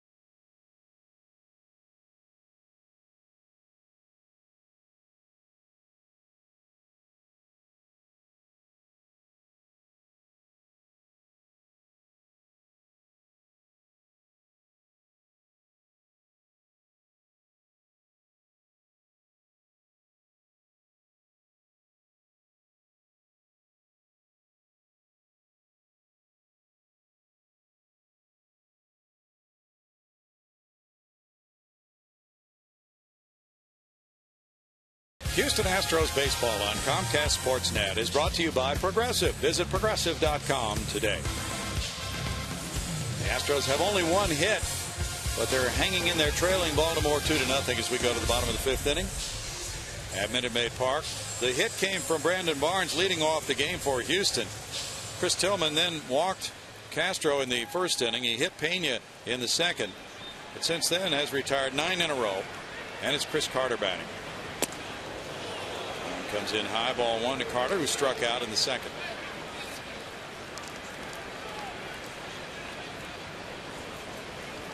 Tillman was born in Anaheim, California, went to Everett Community College in Washington. Big curveball is outside, and it's a 2-0 count. Chris Tillman isn't looking like the guy that gave up 4 home runs, including 3 to Ryan Zimmerman his last outing. Ooh. He is not. It's 3-0. He's had batters like this, but then he gets it back together again, Blummer. Just doesn't give in to the middle part of the plate. Even though he's fallen behind a couple guys 3-0, 3-1, he continues to go to the outside corner. Well, unless it's 3-0, I guess he's just going to pump it down the middle and prove me wrong. Well, that last game you mentioned, Jeff, in Baltimore, and that ballpark, again, is just one of the most hitter-friendly parks in baseball. You're going to give up some home runs there. 3-2 now. The ball does jump there at Camden Yards.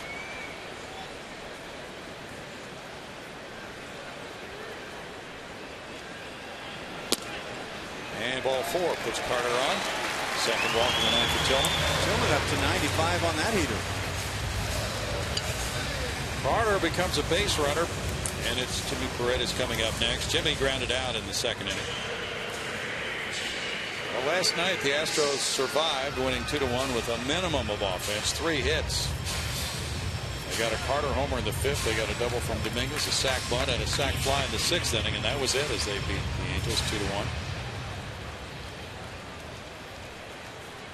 And Dominguez on deck now. And strike 1 for Jimmy.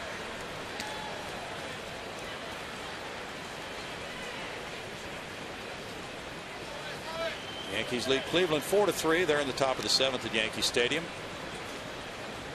It's Miami 2, Philadelphia 2. Throw goes over to first on Carter. They're in the bottom of the 8th at Philly. Detroit is up on Tampa Bay 8-1 in Detroit in the bottom of the 7th inning.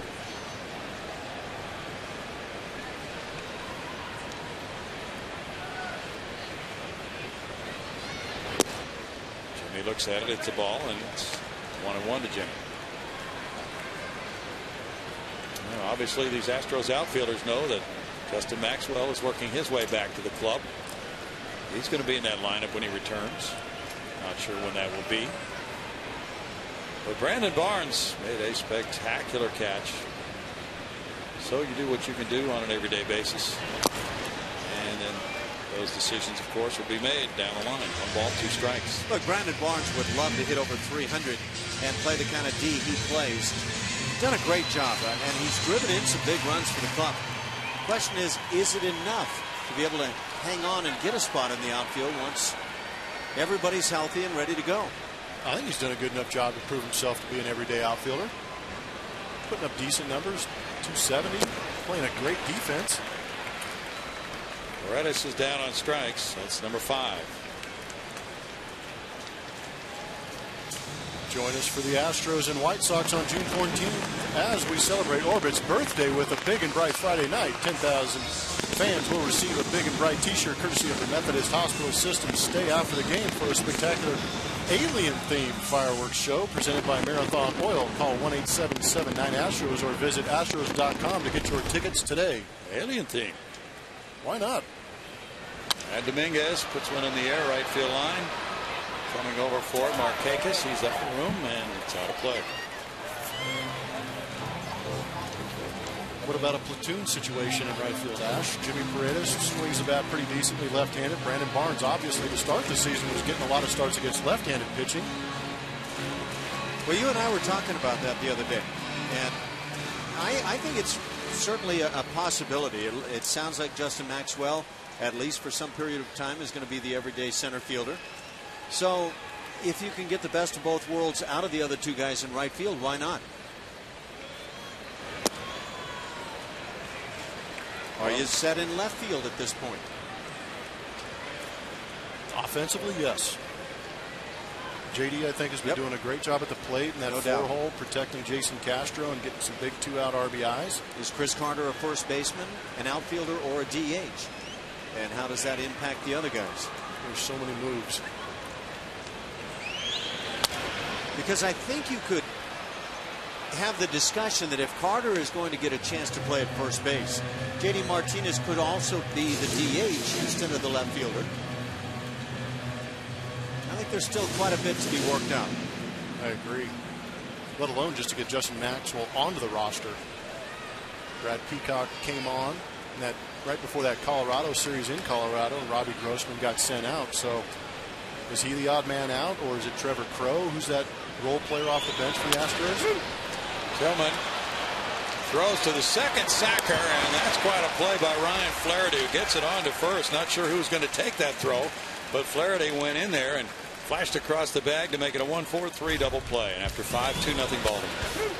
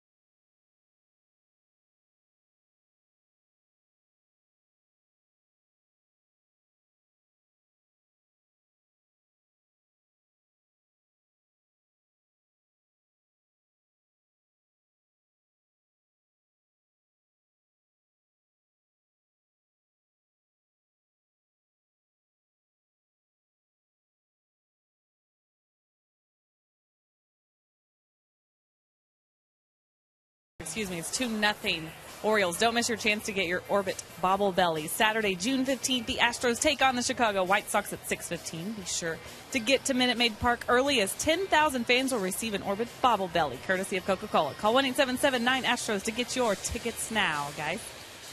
Thanks, Julia. There's that big awaited day that Ash told us about, Saturday, June 15th. Hey, Julia, do they have any strawberry shortcake here at the ballpark by any chance? Oh, I'm busted. I did find some. You are flat busted. Well, you know, it's good to be back home. It is. Where I know the food here. Good food here. Yeah, that sounds kind of good. Adam Jones with a fly ball to right field. And Lucas Harrell on one pitch. It's a fly ball out to Jimmy Paredes. One down. And it's pitch by pitch time, presented by Steel Dealers. Look back at Chris Davis's AB against Lucas Harrell. You can say that he's trying to stay away from him every pitch on that outside corner. A couple change-ups in there, got him to foul one off, but eventually put him away with just a good sinker on the outside corner. Don't want to throw it in that wheelhouse to Chris Davis. He hasn't been missing many pitches of late. Well, he'll also take that pitch down and away and drive it out to the deepest part of left or left center. Well, he had a broken bat single to right in the second inning, struck out in the third. He has been just a monster at the plate this year.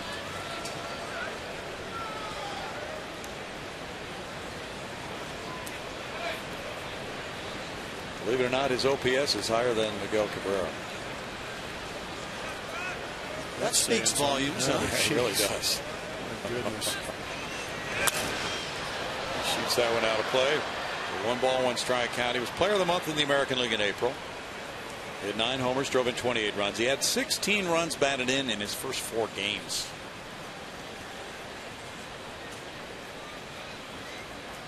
He's chasing fewer pitches out of the strike zone than he did last year. In tight. 2-1 to Davis. I think that's a good pitch by Lucas. Chris might be starting to lean a little bit out over the plate, realizing he's getting so many pitches away. Back him up a little bit. Well, Lucas did get him to go for that one. 2-2.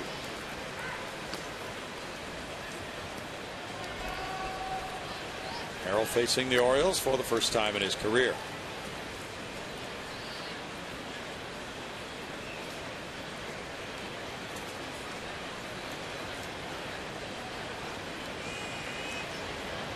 The home run leader, that one's in tight to him, and it's 3-2 to Davis. There's a report that Major League Baseball is trying to get more information on about 20 players connected to the Miami area clinic, part of that ongoing performance enhancing drug scandal, including A-Rod and Brian Braun. Fly ball center field. Barnes. 2 outs. And according to this report, some of these suspensions might be handed down, which could be the largest performance enhancing drug scandal in American sports history. Actually, when you guys were first talking to Jeff Luno, I was in the hallway and I ran into Richard Justice, and he had just pulled it up on his phone, and rumor has it that the founder of that biogenesis down there in Miami has agreed somehow to give a full testimony to Major League Baseball in that investigation. And there was also a note in that report saying that they're going to suspend these guys up to 100 games. Ooh. So this is going to be a big deal over the next couple days to see how it unfolds. And there may be a number of other names involved in that whole thing. I got a chance to talk to Richard as well, and that's the story. It sounds like MLB's ready to move on it. Yeah, I think that whole Ryan Braun situation, how he beat, he found a loophole in the whole drug testing situation, may have marred the whole testing issue itself. And I don't think the commissioner took too kindly to that and doesn't want to have that happen again. And he's looking to be a lot more aggressive with these suspensions and getting these guys to pay the price for doing what they supposedly did so far. It's 2-2. Yeah, it says that Tony Bosch is, and he's the founder of the Biogenesis of America Foundation, that he is ready to cooperate. What made him ready? I would imagine he was going to be facing some time. Dominguez catches a pop-up by Wieters in the middle of the 6th. It's 2-0 Baltimore.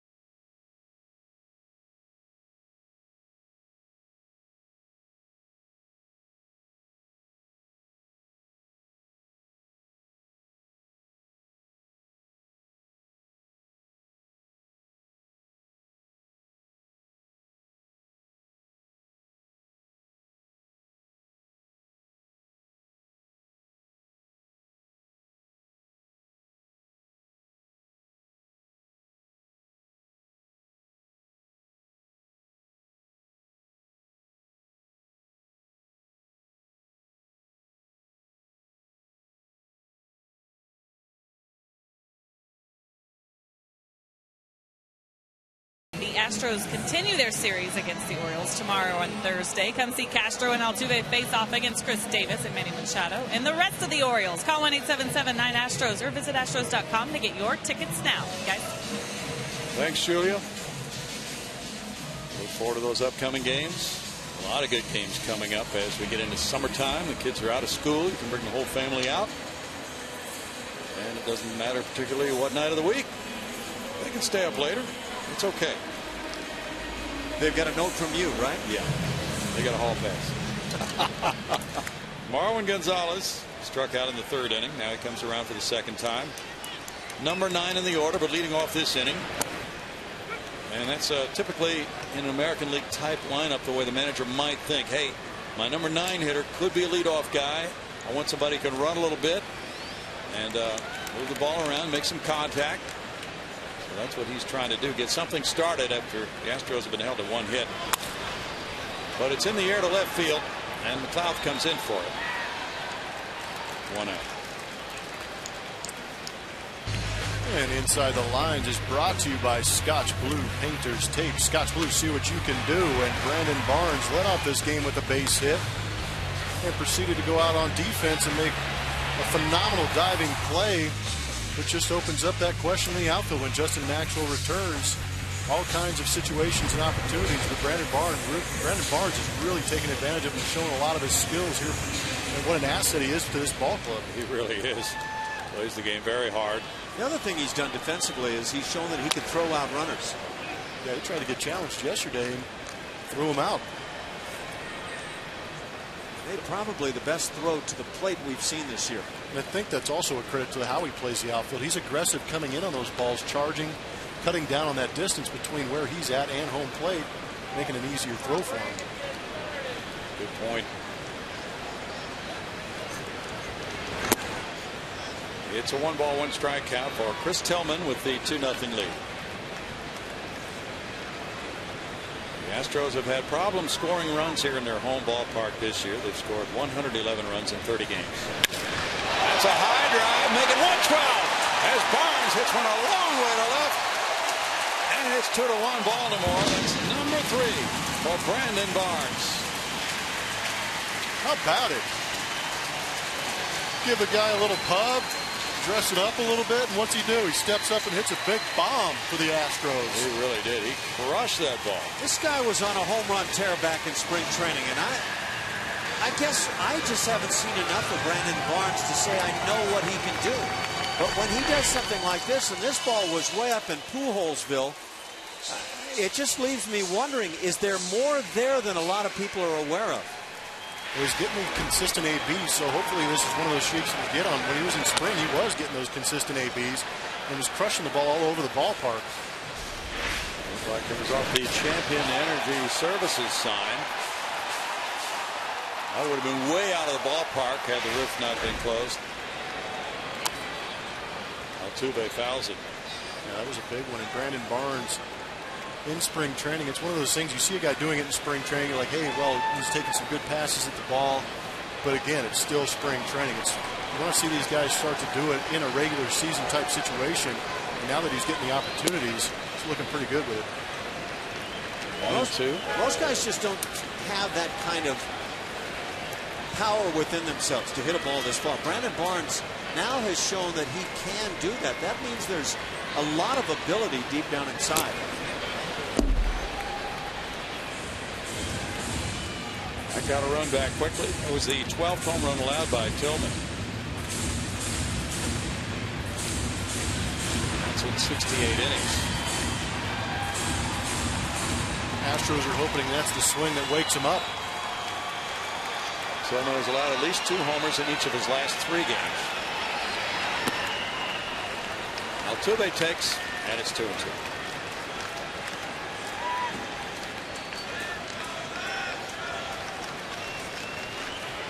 Astros have hit big home runs in recent games. Chris Carter's hit 3 on the road trip. With a liner into center field. Altuve takes his hitting streak to 7 games. Coming into this inning, the Astros had 1 hit. Now they stir it up with Altuve reaching for Castro. Just a tough pitch, as tough as they come, where you've got to protect the strike zone. It's a unique ability that some players have to, in an awkward position, be able to hit a ball sharply for a base hit. It is an awkward position, like you said, Ash. You know, rear end going one way, hands going another, but his hands are back, and he does such a good job of letting that ball travel. Instead of trying to reach out in front and try and go get it, he let it get closer to the plate, allowed him to hit that ball at the middle. Throw goes over on Altuve, who has 9 steals and 13 passes. For me, he's just a good hitter. Absolutely. There's no way around it. No doubt. No stolen bases against Tillman in 4 attempts this year.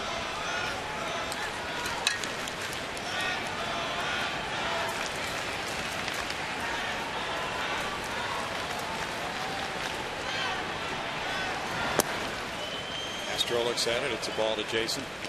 I think Lucas Harrell's last outing, the Colorado Rockies had 4 stolen bases against him in 1 game. A little bit different for Chris Tillman.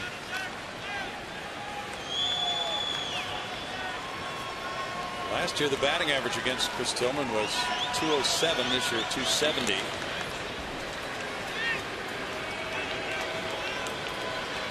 The Astros have been manufacturing runs and winning these close games recently. They've just been able to figure out a way. A really good trend. 13 of the last 18 have been decided by 2 runs or less. The Astros are 9-4 in those 13.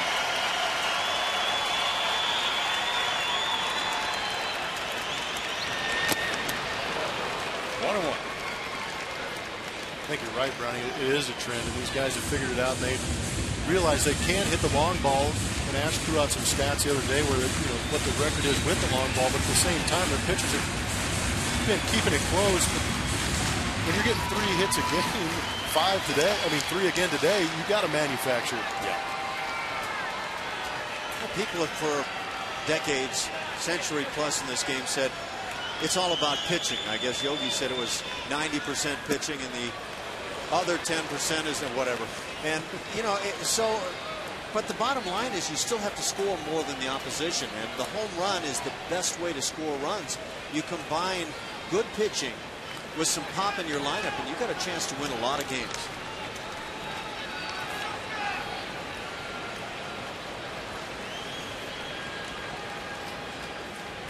Some people say pitching is 50%.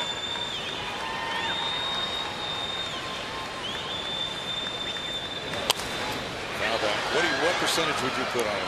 I don't know that I can put a percentage. For me, it's ideal to have great starting pitching because it keeps you in ball game after ball game. Number 1. So therefore, pitching has that great value.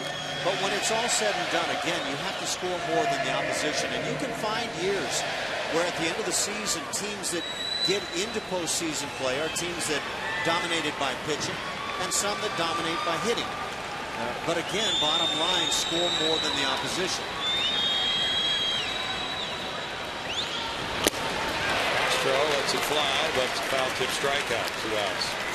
Number 6. And it's J.D. Martinez. He's grounded out twice. Not a bad swing by Jason. Just a pitch, maybe just a hair up, swung right through it. You can see he was pretty much right on it, just above his barrel. Brownie, here's a quick response. Last year, teams that had the most runs scored in the major leagues were teams that also got themselves into postseason play for the good part. Texas, the Yankees, Angels, Cardinals. Those teams were at the top end of the list in runs scored, so they had great offenses. And other years, you can find that it turns around to that pitching side. Last year, the top pitching teams were Tampa Bay, Washington, and the Dodgers. And you get a little bit of a mixed review there. Interesting.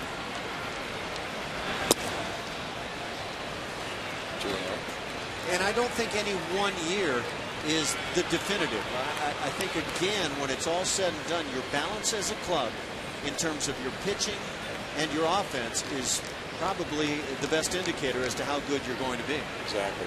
Well, if you would say, all right, Team X is in the top 5 in the league in ERA, also in the top 5 in the league runs scored. That's a playoff team, isn't it? Absolutely should be a playoff team. And what do you look at when you look at teams that are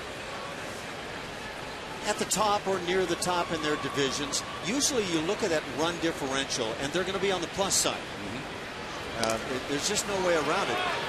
Now, you can read that, the tea leaves, any way you want. But again, you combine solid pitching and quality offense, and you should be a winning ball club.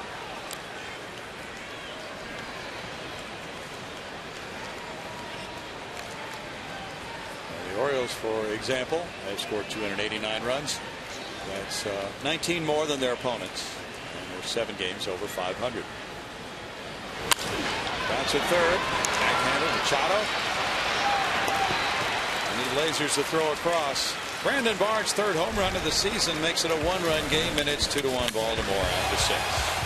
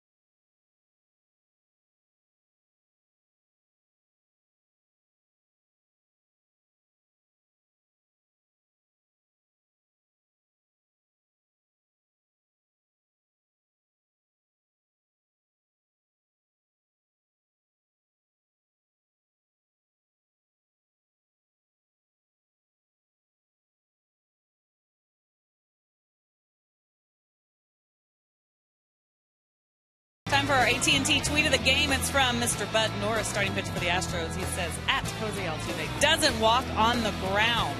Hashtag still doesn't hit the ceiling. I have no comment for that. But it just goes to show how much fun Jose Altuve is having during this team's win streak that they just recently came off of. And as long as he's happy about that, he's also very upset with himself not being able to produce as much. And when I'm saying that, his numbers are lower, but he just doesn't have as many multi-hit games. And it just goes to show what Jose Altuve can do. And I asked the guys, are like, he is the least of our worries. Just goes to show what kind of guy Jose Altuve is, guys. Yep. J.J. Hardy's 1 for 2. 2-0 pitch is in the air, and that's a high pitch that Hardy went for, and he popped it up. And let's see, J.D. Martinez off the back of Gonzalez. Wow. I mean, I think the Astros have learned their lesson, huh? Mm-hmm. Had some issues out there, communication. J.D. dropped a fly ball in Anaheim. Look, we can't say when J.D. Martinez started hollering. You could see him hollering right there. But if it takes till that point, it's too late. If that infielder is already camped. And as an ex-infielder, when I'm camped under a ball like Marwin is there, and you see him wave the arms. I wanted to wait to see if we saw it on the replay, but he waves his arms. He's camped under it. Outfielder kids, let the infielder take it. Now, again, if Martinez 4 seconds, 3-4 seconds prior to that is hollering, the outfielder has the right to call off the infielder. But if you're coming down to that last moment and you suddenly say, I got it, that doesn't mean that the infielder is supposed to peel away. It's tough to peel away that late. And Flaherty is 1 for 2. Big cut. Well, that's a nice changeup from Lucas. Josh Fields is on the left, Wesley Wright on the right. Lucas Harrell, next pitch will be at 100 in that game in Colorado where he only went 5 2/3. He threw 119.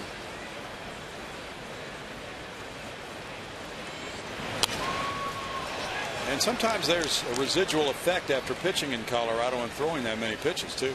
Exactly. Yeah, that high altitude, a little bit extra stress on the body. He got to fly in early, didn't have to be on that flight that landed at 5 a.m. Statistically, that ballpark really didn't seem to have any impact on the Astros pitching. True. That's one of the rare times we've been able to say that, right? A lot of teams, yeah. And that Rockies team, prior to the Astros matching up against them, starting with a couple of games here before leaving on the road trip, they led the major leagues in runs per game, or led the National League at least at that point. And the Astros completely quieted down those bats. Well, they certainly did.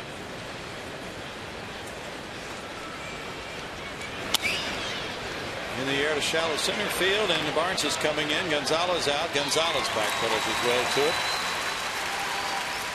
That was well done right there.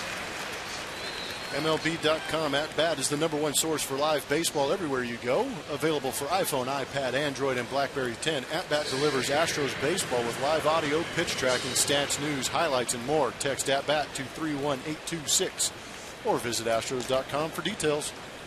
You got that memorized by now. I do. Locked in. 15,920 the paid attendance, including those folks.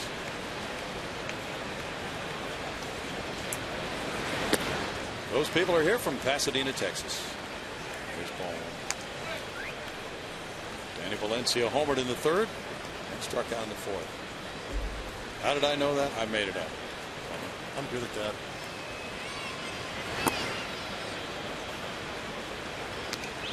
Two balls, no strikes. It's not to imply you're making up any of those names of the ball guys and girls down the line. So that's going to let me down if I hear that. Wouldn't want to disappoint, Ed. I've got advanced scouts on that.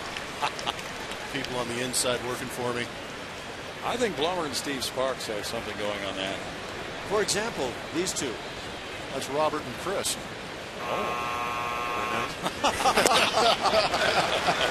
Nice. Busted. Two balls, two strikes. Thanks for playing. Selling me out this early in the season. Man. Bo Porter was asked about Lucas Harrell before the game, and he said, I think it comes down to composure.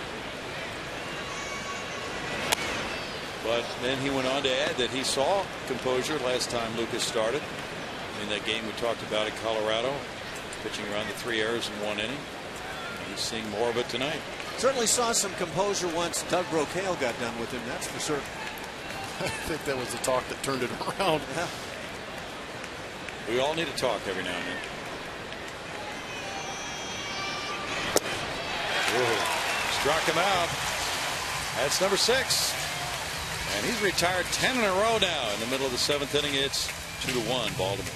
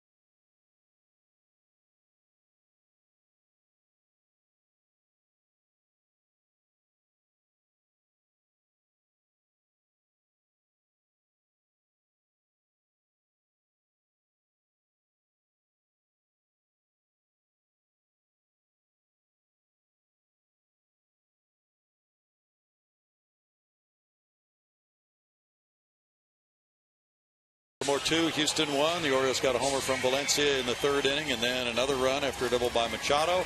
The Astros a long ball from Brandon Barnes in the sixth inning, and now Carlos Pena will be batting in a moment. Let's take a look at his road trip. He's been on fire. Doing a little bit of everything. That last road trip going 8 for 23, 2 home runs, 4 RBIs. Wreaking havoc on the base paths. I think he even mixed in a stolen base. The shift, he's had the shift played on him everywhere he's gone and continue to hit through it, over it, around it, under it. Yeah, he's been the shift killer, and you can see some balls hit in the air. He tends to go back up the middle toward left center a little bit. He's also pulled it down the line. But the guy is maybe playing better ball than he's played offensively for last few years. Second baseman comes in and makes the throw from shallow right field. Ryan Flaherty takes care of Pena's grounder, 1 out. Well, Chris Tillman, who retired 9 in a row, stacked up against Lucas Harrell, who is currently retired 10 in a row, as these two right-handers take it deep into the game tonight. Chris Carter struck out and he walked. Seen some good pitching on this road trip. Astros actually able to beat Jerome Williams, who pitched extremely well yesterday. Joe Blanton, who nobody expected to pitch that well, did a great job. It was surprising. Still couldn't get the win. The curveball comes in and it's strike 1, and tonight it's Lucas Harrell falling right into line with Bud Norris and the other starters in this rotation. Yesterday, one of those days where the Astros get the good starting pitching. They pick up the win with 3 hits, but one of those 3 hits a big home run.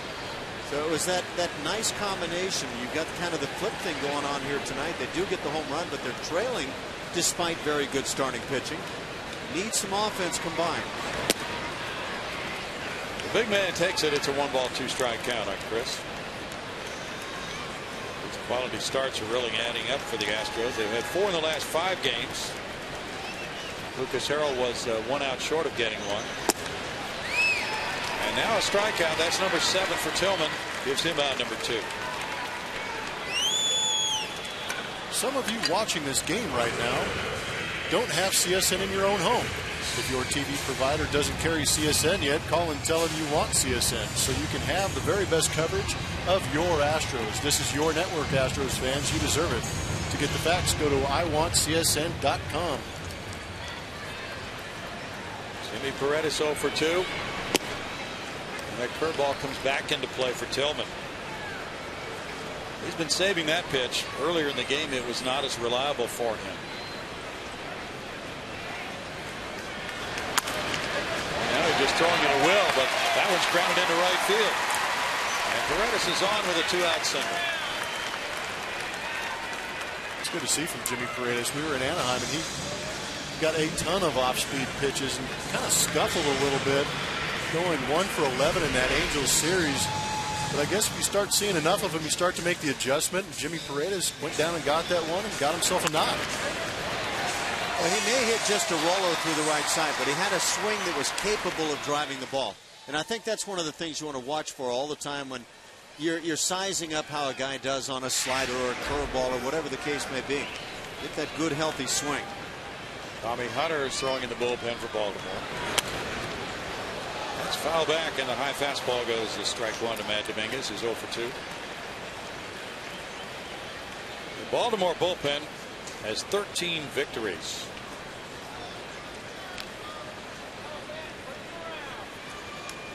Buck Showalter's starting rotation is not one with a lot of firepower, so to speak. Not the big name starters with a lot of wins. Their top winner is Jason Hamill. He's 7-3. His ERA is 5.43.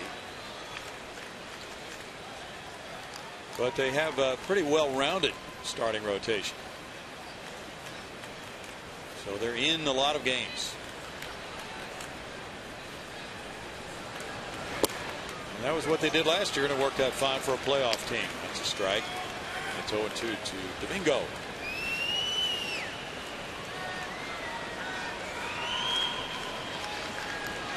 Kevin Gossman up for a start, as Jeff Luhnow mentioned earlier. He was drafted last year.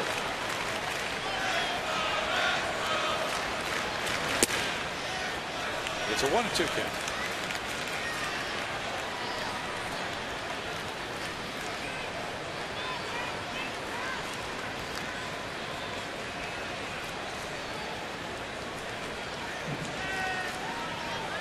Orioles have played 15 one-run games. They're 8-7. The Astros have played 18. They're 7-11. Runner going, ground ball, foul. Well, last year the Orioles just had magic going, whether it was a one-run game or an extra inning game. They really won more than their share of those.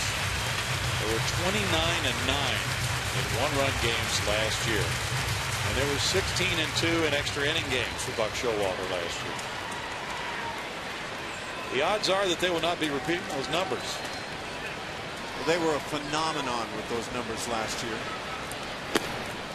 And they, like all teams that come up with real nice positive numbers, had all the explanations as to why that was the case. But the thing about this game is it's going to bite you. and you can come back the next year and you can flip those numbers around just as easily as can be. Yep. It's like a couple of alligator jaws. Yep. About a foot behind your backside just when you think things are going well. We've got a great makeup on this ball club. We hang in there, we battle. And then, of course, when it turns around, you're hard-pressed to come up with the explanation as to why you're so unfortunate that things are bouncing against you. Yeah. The 2011 season with the Arizona Diamondbacks, when we ended up winning the West, it was a similar situation. We get into the ninth inning, we'd be down by 3 or 4 runs, and we would just, we're going to end up winning this game. And we ended up winning most of those games late in the game. But the next year you come out and you can't repeat that kind of magic. You can't teach that. That's just something that happens throughout the course of the season with the right mix and they're having the right guys in that part of your lineup up at that time. But you cannot will the magic. It's amazing. Yeah, you cannot. Hunter has been warming up. He's taking a break now. Jim Presley is nearest the camera there, the hitting coach.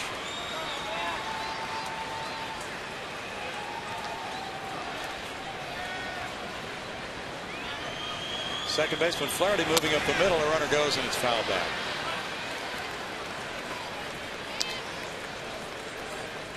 Jimmy's been getting some pretty decent jumps, and I like the pitches that he's running on. That one there might have been a little bit of a cutter, but early in the count he's taken off twice, both on breaking balls, which is a pretty good situation. Try and attempt to steal second base against a tough guy like Chris Tillman and Wieters behind the plate.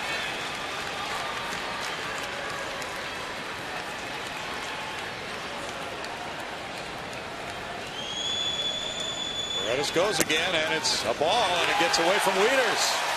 Stolen base for Paredes, his second. Yeah, that's rare. Matt Wieters, a big body behind the plate, but this body can come up with a quick release, put it on the money so consistently. He's a heck of a throwing catcher. I think the location of that pitch might have helped out Jimmy a little bit as far as Wieters in the exchange. See, he was kind of down and away and trying to make that transition to his bare hand. The ball popped out. But gutsy. Jimmy wasn't giving in. He was going to take that bag.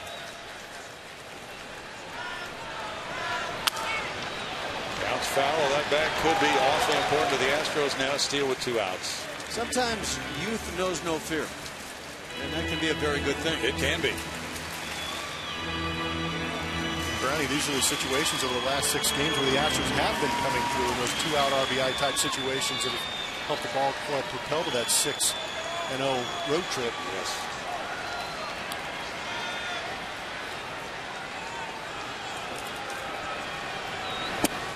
And a strikeout ends it. That's number 8. No runs a hit. A man stranded after 7, 2-1 Baltimore.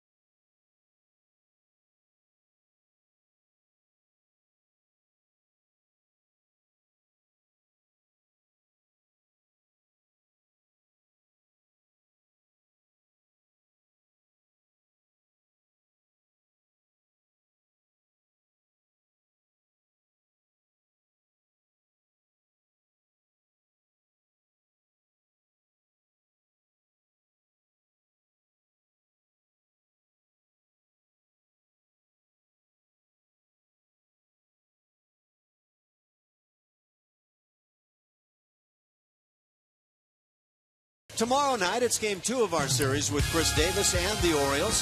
Astros pregame live starts at 7 p.m. only on Comcast Sportsnet. Let's take a look at tomorrow's pitching matchup, brought to you by Chevron. Oof. Care for your car. That is not Freddie Garcia.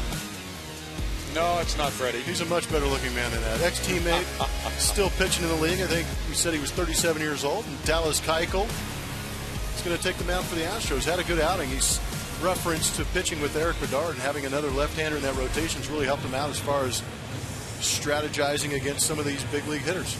Now the question is, on Know Your Orioles, who was that? was that Miguel Gonzalez? Who was that needs to take offense to those comments?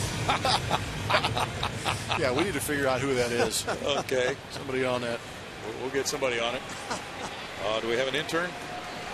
Nate McLeod leads it off. Wesley Wright just in the game after Lucas Harrell in 7 innings allowed 5 hits, 2 runs, 1 of them earned. You just call me an intern, Browning? No, not you.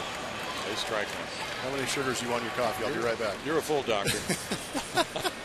No walks and 6 strikeouts for Lucas Harrell, and a very good night's work. And of course, of the 2 runs, 1 was earned. So his ERA is coming down.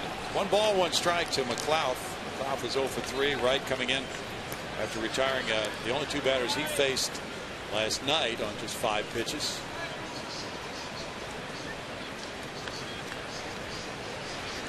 You got lefty hitting J.B. Shuck and switch hitter Ibar. There's a shot on the line in center field. A hit from McLeod.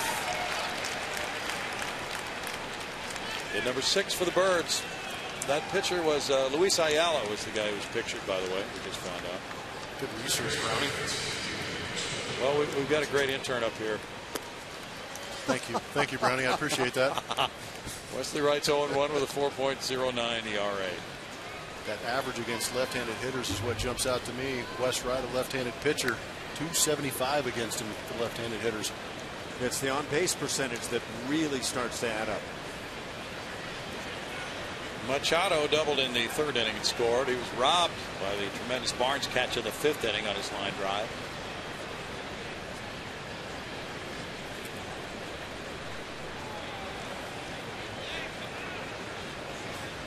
McLeod the base runner. Castro goes out for a chat. McLeod has 19 steals in 20 tries.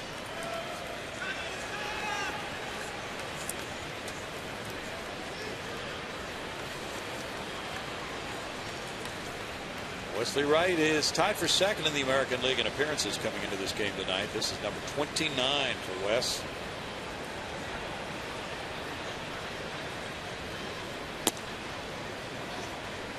Machado looks at it, and it's ball 1 to Manning.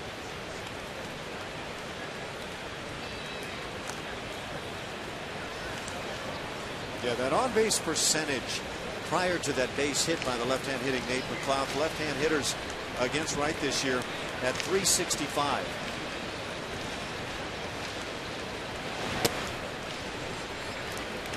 It's 2-0. Machado was at Bowie last year, called up to Baltimore where he had 191 at-bats in his rookie season. He played every inning of every game at third base after he was called up in August to Baltimore. And over that stretch, the Orioles were 33-17.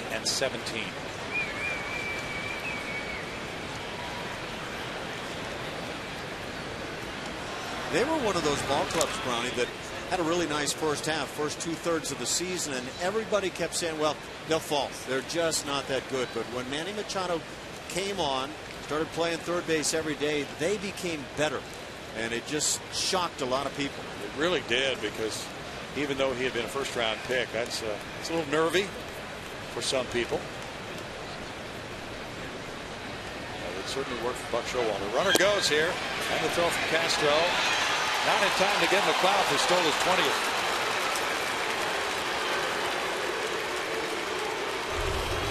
And how you become a pretty good ball club is winning those games late. Pitching staff keeping them in it, but that batting average from the 7th inning on, slugging percentage and runs scored, that's how you compete and win those one-run games that Browning was talking about late in the game. Haven't done it so much this year, but still continuing to score late in the game.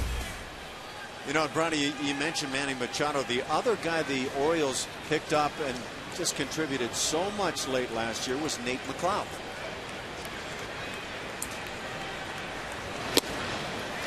Two balls, two strikes. Well, that combination right now working with McLeod at second and Machado the batter. He was a can't-miss all-star in Pittsburgh. Yep. Traded to Atlanta, basically disappeared until Baltimore found him again and had a resurgence.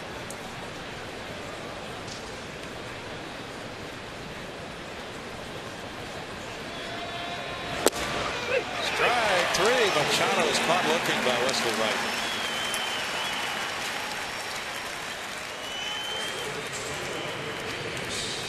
And this pitch by pitch is presented by Steel Dealers. Get a chance to see what Wesley Wright did to Manny Machado, young phenom. Staying away, a couple off-speed pitches, and then had to come back in the zone after allowing Nate McLeod to steal. It just challenged him.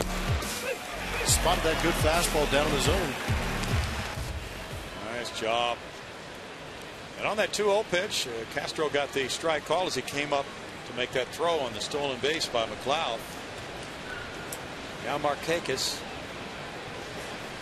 He takes off for third. And the throw from Castro wide off Dominguez's glove.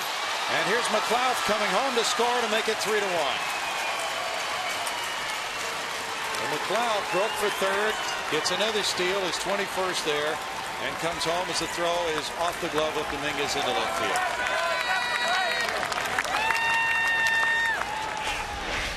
Wesley Wright just gets nabbed right here. Now, if Castro makes a perfect throw, could be close. When you put the heat on like this, it can set up opportunities to pick up runs that you wouldn't otherwise get, and that's exactly what happens for the O's. Castro draws the throwing error to allow the run to score. Little bouncer to right. 2 outs. In spring training, you're doing all the PFPs and things like that. And Wesley Wright's job, or any pitcher for that matter, with a speedy runner at second base, is to get him to stop. And you saw from that home plate cam where Nate McLeod was almost jumping out there and had a head start on Wesley Wright. But yeah, if it was a perfect throw, you might have had a shot. But puts a lot of pressure on the catcher to make that perfect throw when the guy gets a jump like that. I'd say that's one area where the Astros pitchers have maybe been burned as much as any other area, base running against them, not against the catchers for Houston. Adam Jones looks at it. He's 0 for 3. Bounce. That extra step in the end really is what nabs the bag. And just that second look would have stopped Nate McLeod from getting a little jumpy out there. Big cut there by Jones. 1-1. McLeod made something happen, a single, 2 steals, and scoring on the error. The Orioles are leading the league in steals. That's 47 for them this year. They've been caught only 8 times.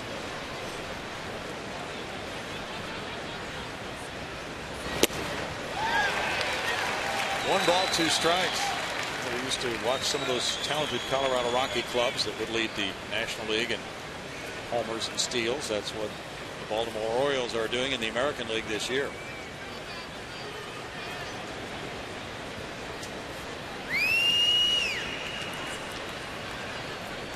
Lucas Harrell threw 108 pitches, 66 were strikes.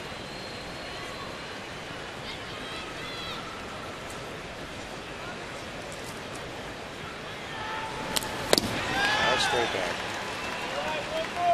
Still 1-2.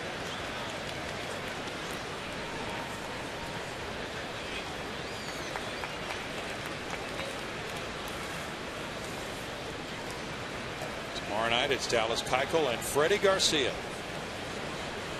Freddie Garcia at age 37, 2-2 with a 3.57 ERA. A resurgent year for Baltimore. Traded by the Astros in the Randy Johnson trade, 98. Still 1-2. Well, Freddie's not 37 yet. He'll be 37 next week. He's had a long career with almost 160 wins. Well, to consider that he was in that big deal for Randy Johnson back in '98 feels like he's been around forever. Doesn't it, though?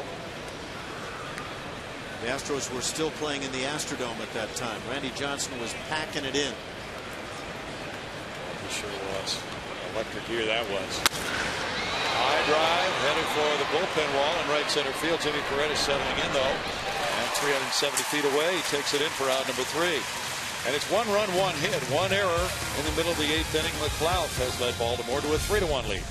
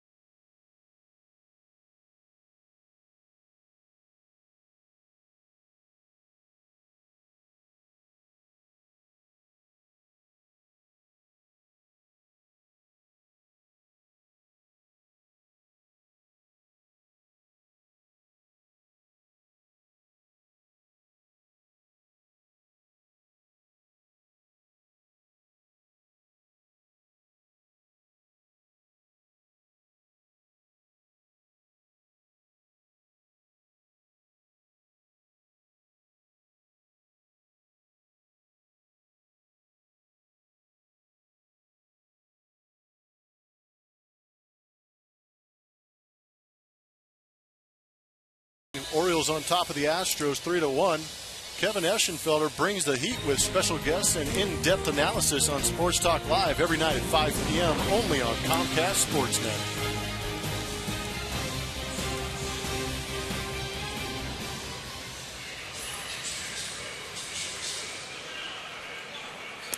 Now the Astros come up in the bottom of the 8th inning. As you see, Brandon Barnes is on deck. Marwin Gonzalez to lead it off against the reliever Tommy Hunter. Hunter's 3-1 with a 1.74 ERA. You get a good idea that his stuff has been solid this year. 23 hits in 31 innings, just 5 walks. So he hasn't had a lot of base runners. Right-hand hitters might as well not show up. Nonetheless, Brandon Barnes is not leaving the on-deck circle. Going to go ahead and hang in there, huh? Yeah. You take it as a challenge. There's a strike on appeal to the third base umpire Jerry Meals. It's strike 1 to Marwin. Marwin's 0 for 2. Very good night for Chris Tillman. 7 innings of 4-hit 1-run baseball, walking 2, fanning 8, hitting a batter. And it's no balls, 2 strikes. Tillman threw 113 pitches, 73 for strikes. He's in line for win number 5 of the year. Astros have some other ideas here as they bat in the 8th with Barnes and Altuve to follow Marwin Gonzalez. Hunter breaks out the breaking ball, and it's a 1-ball, 2-strike count for the former Texas Ranger right-hander. Tommy was drafted in the 2nd round in 07. And he blisters a fastball by him. Whoa, 98? Seriously? Pure gas. I don't think he had that when he was starting in Texas. I don't remember that. Sometimes you can take those struggling starters, put them in the bullpen, and ask them to pitch an inning and give you everything they've got, and it just changes their stuff around. Good point, Ash. Apparently. Brandon Barnes has had a night of it. A single, a homer, a flying catch in right center field. One of the Walenda brothers. Yeah. He'll take his cape off after the game. There is strike 1. That's beautiful stuff. Boy. We could show up early, half an hour tomorrow night, and watch that about 15 more times. Not be tired of watching that catch. No balls, 2 strikes for Tommy Hunter. Since April 12th, Tommy Hunter's 3-0 with a 0.99 ERA.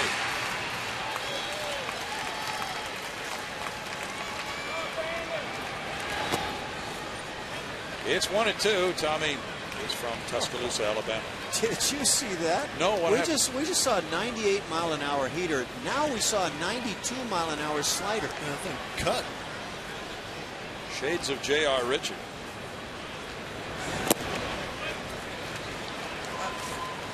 Was that he'd probably call that a cutter, but that's 94.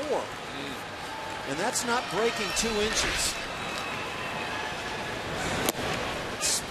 That's in my book what a lot of pitchers would call a slider, and he's throwing that in the low to mid 90s. Grounded out to second. Flaherty takes care of out number 2. And Altuve will be next. Now, may I say, in J.R. Richards' day, he was probably the most feared pitcher that hit the mound. And you could talk to so many right-hand hitters at that time, and they would talk about this unhittable 90 to 92, 93 mile an hour slider. Kind of looking at the same thing right here, at least for 1 inning. Wow. The Jose section. Watching this kind of stuff makes this seat that much more comfortable. Settle in. I'm enjoying it. The farther we are from home plate, the nicer this looks. Goodness. Altuve to center field. Adam Jones backing, and Jones makes another tremendous running catch. Well, this is center fielder night here at Minute Maid Park. Jones has done that twice. He tracks it down, and it's still 3-1 Birds.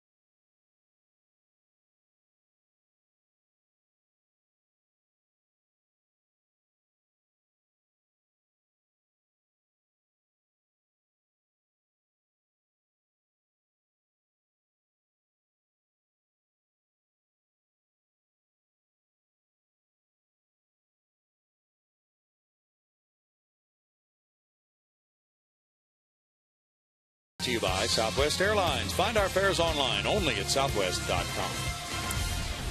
Back inside Minute Maid Park, where it's been a pitcher's ball game tonight with excellent defensive work. Both center fielders have really been on top of their game tonight. Now Wesley Wright, who came in the 8th inning, gave up a leadoff single to Nate McLeod. He stole second and third, scored on a throwing error by Jason Castro. Well, Wright comes right back out for the 9th inning with Davis, Wieters, and Hardy due up. That was a jam in center we just saw by Adam Jones. Boy, he can track him down, can't he? He has become one of the game's human highlights out there. Chris Davis singled in the 2nd on a broken bat hit. He's 1 for 3. Yeah, he took away a double, definitely possible triple for Altuve.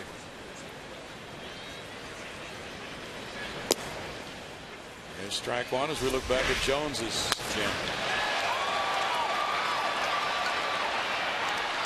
Sorry, I got caught watching right there, but probably playing in on Altuve a little bit, and he hammered that ball over his head. We were just checking to see if he was going to catch it again.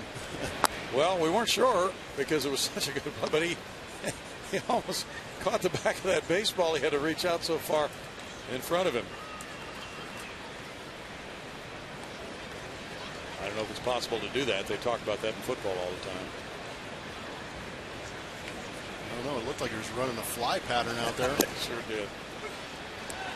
1 ball and 2 strikes. Boy, the great center fielders, though, and outfielders in general, they go back on balls like that, don't they? And make those plays time after time after time, and that allows them to play shallow and take away the hits in front of them. I think the greatest play that, I don't know, I've seen some great ones that a center fielder's ever made. Hopper Dominguez. Yeah. For me, anyway, maybe that Jim Edmonds layout running straight away from home plate, straight to center field, line drive over his head, and lays out with no angle to try to gauge the baseball with and makes the catch. Yeah, that was in the perfect game, right? At Texas. So, yeah. Unbelievable play. It really was. Matt Wieters is 0 for 3. Switch hitter. He's hitting .286 as a right-handed batter. This is his better side statistically this year. Here's ball 1. He's done through the years, if my recollection serves, is it's a little better average from this side of the plate, more power from the other. Okay. Wieters is just 27 from Charleston, South Carolina. He rolls this one. Wesley Wright comes over. Takes care of that one for out number 2. We'll have to ask Bo Porter about this. I know he did mention to Julia the other day that he was trying to conserve some of the other guys in his bullpen, but this is kind of a long outing here for Wesley Wright. 5 outs so far for Wesley.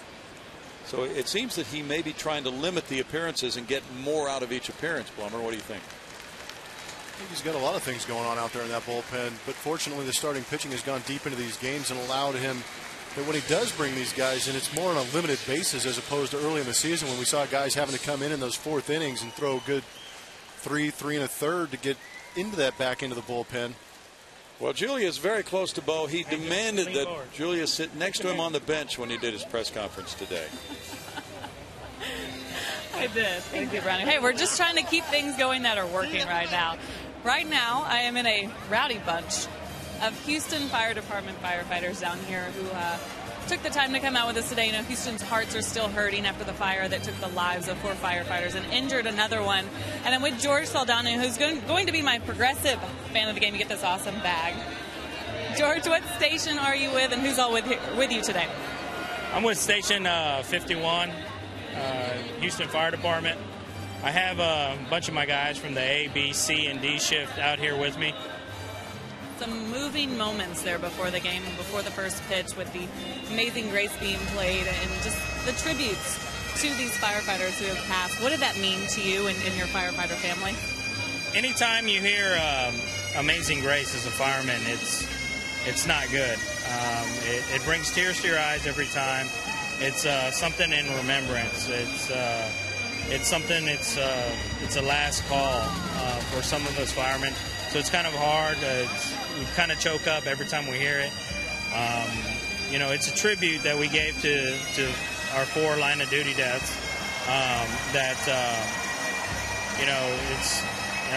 We worked with BB and Renaud, for 10 years, and we worked with Ann also and Garner.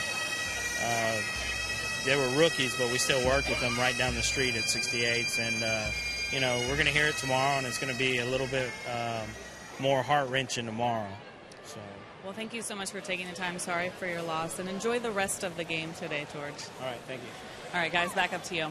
Thanks, Julia. Josh Fields in the game now. With 2 outs here in the 9th inning to face J.J. Hardy until strike 1.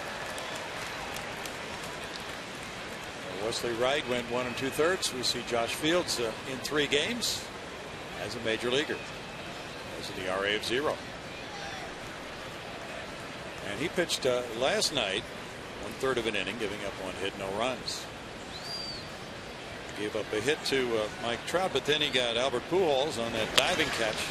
And here's an extra base hit into the left field corner by Hardy. Hardy takes the turn and goes into second base with double number 11 of the year, and he's 2 for 4.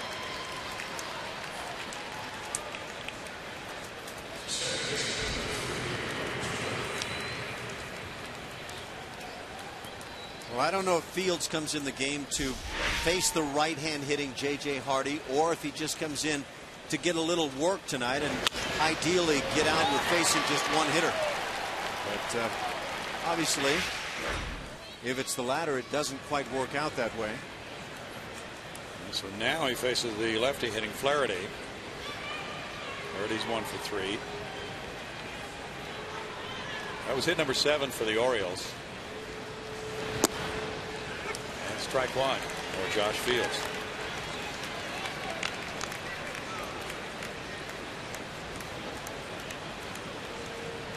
He spent time on the disabled list, went to the minor leagues, and then has returned now in recent days to try to fit into this bullpen at age 27. He's from Hull, Georgia. He's a closer at the University of Georgia. 0-2. Jim Johnson is the closer for the Orioles. He is up and working right now in their bullpen. As of now, this is a save situation, so Johnson's getting ready. Castro, Martinez, and Pena due to bat in the Houston ninth.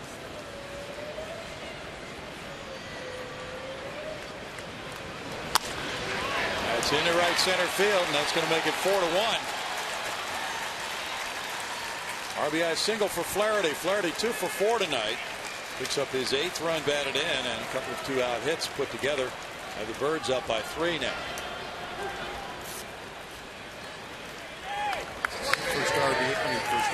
First earned run put on Josh Fields this season.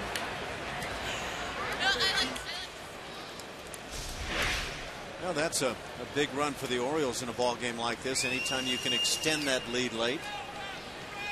Curveball right down the middle.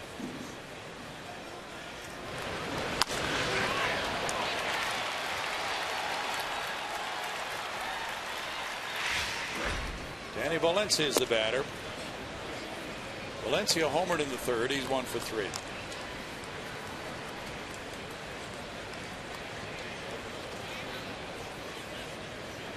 Rockies beat the Reds at Cincinnati 5-4. Josh Outman won that one. It's 2 balls, no strikes. Troy Tulowitzki hit his 13th homer. The Reds are tough to beat at home. They're 21-8.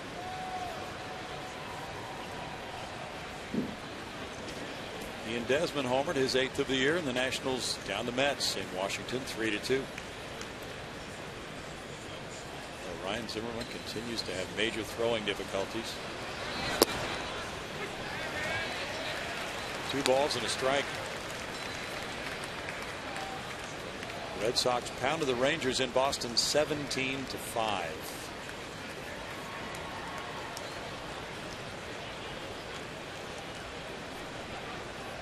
David Ortiz doubled and tripled and drove in 3. Triple? Triple is odd for him, isn't it? Yeah. Outfielders run into each other and fall down. Yeah, they probably did. How many outfielders were carried off the field after that play? Maybe all 3. Man. That's rarity. A triple for him. Next thing you know, Albert Pujols is going to have a triple. Boy, he's not running well at all. Ooh, no, he is not. 17 career triples for David Ortiz, believe it or not. Walking back, tap to 3rd. Dominguez throwing on the run. And in the 9th inning, the Orioles get an insurance run on 2 hits. They leave a man, and they're up 4-1.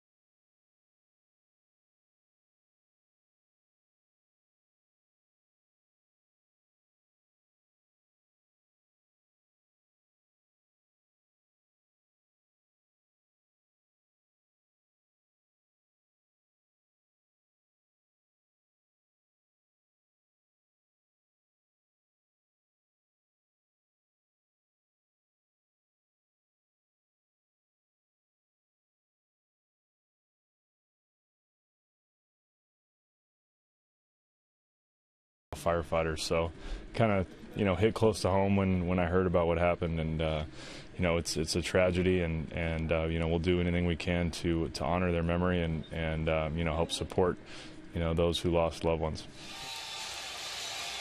Jason Castro talking about the 4 who perished in that fire.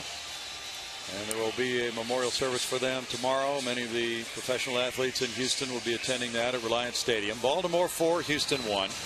Bottom of the 9th inning brings the closer Jim Johnson to the mound.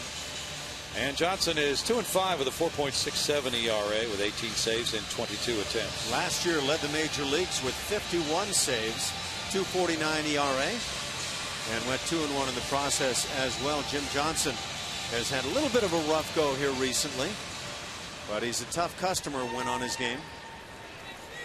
There's a 3-run lead with 1 inning to go. That means it is a safe situation for him. Jason Castro's 0 for 2 with a walk. And then strike 1. 7th in Cy Young Award voting last year in the American League. It kind of gives you a perspective on what kind of a year he had.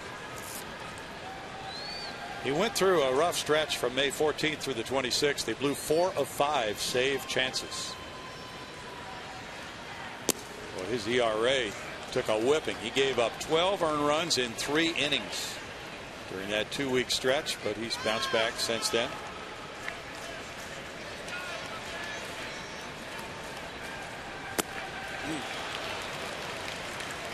One and 2 for Jim Johnson, who's 29 years old, from Johnson City, New York. Well, that's an intriguing combo you got going on. Jason Castro from Castro Valley, California. So, I wonder if they both own the naming rights on those cities. They might.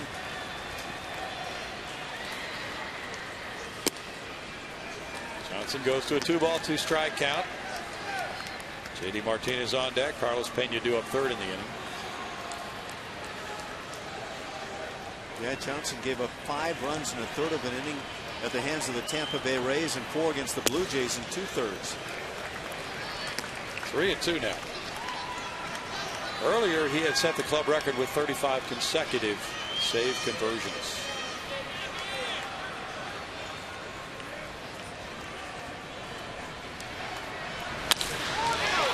It's a shot, backhanded. Here's Flaherty getting up and throwing with another excellent play, and we've had a bunch in this game.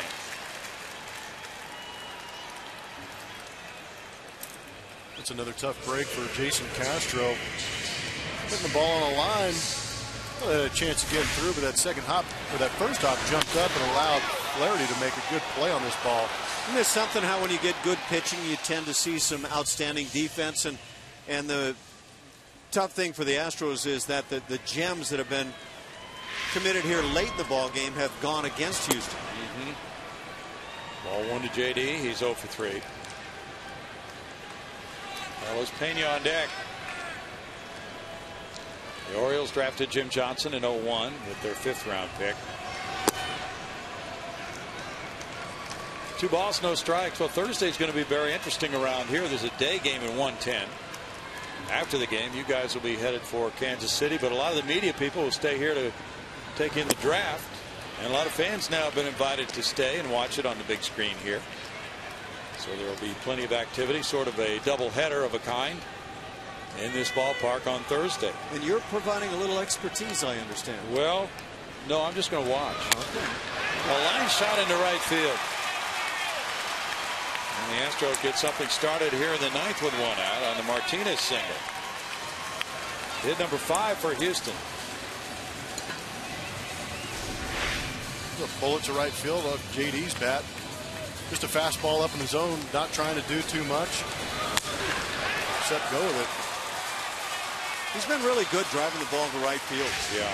That ball was driven. It was loud and firm. That was no flare at all. That was like a Jeff Blum golf shot. Loud and firm. Yeah, those trees on the right sometimes in jeopardy. And that low stinger to get out of trouble. I'm punishing the left side. Too bad the fairway was in left field. Carlos Pena is 0 for 2. He is 2 for 9 in his career against Johnson. That is strike one. Well, so you guys are en route to Kansas City. I can be kind of your correspondent here for the draft. It'd be good. You're going to be tweeting out every move? Yeah, I could tweet. Yeah, good call right there. Who do you expect the Astros to take? I think we're going to take a lad from Oklahoma, Mr. Gray. You hearing things or just kind of feeling the vibe? No, Ash wants to dig deeper. Not here. It's pure guesswork, Ash. Yeah. Pure guesswork. So that would be on the vibe side of things. Yeah. You don't think the Adderall is going to be an issue? I'm hearing that it will not be an issue. Yeah, I agree. Be a little more concerned if it was one of the more on the illicit drug side as opposed to something that can be prescribed from a doctor. Yes. Lesson to be learned from it, but nip that thing in the bud. Yeah. Bouncer, foul. And 0-2. And you know, Dennis Cabell was telling me about Jonathan Craig. Said he probably has more upside than Mark Appel. He's not as polished as Mark Appel right now. So then it all comes down to your scouting, right? And what the scouts say they each might be doing 2 years from now. You know, and I tend to like the college guys over the high school guys, but I have to say the kid I saw featured by ESPN the other day, the high school kid that's kind of third on the list of pitchers, really has a beautiful looking delivery. Cole Stewart? Cole Stewart, that's right. Peña's down on strikes. He should go high. That's 2 outs now. And it's a 10 strikeout game for the Orioles. But I do again believe that with those 4 years of college ball that you got a chance to really see a much closer to finished product than you do with the high school kid. Yes, sir.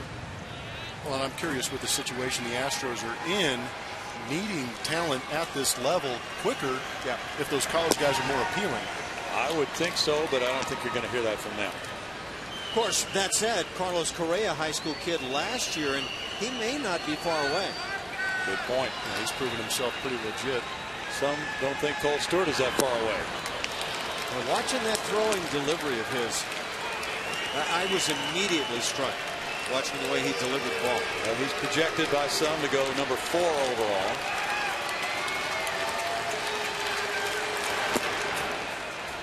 One and 2, or then he might be playing quarterback for A&M in a couple of years. Who knows? That probably speaks volumes. That's a program that's going nothing but up. Yeah, that's a tough choice. And Jim Johnson closes the door on the Astros' 6-game winning streak. So Johnson and the Orioles claim this one 4-1.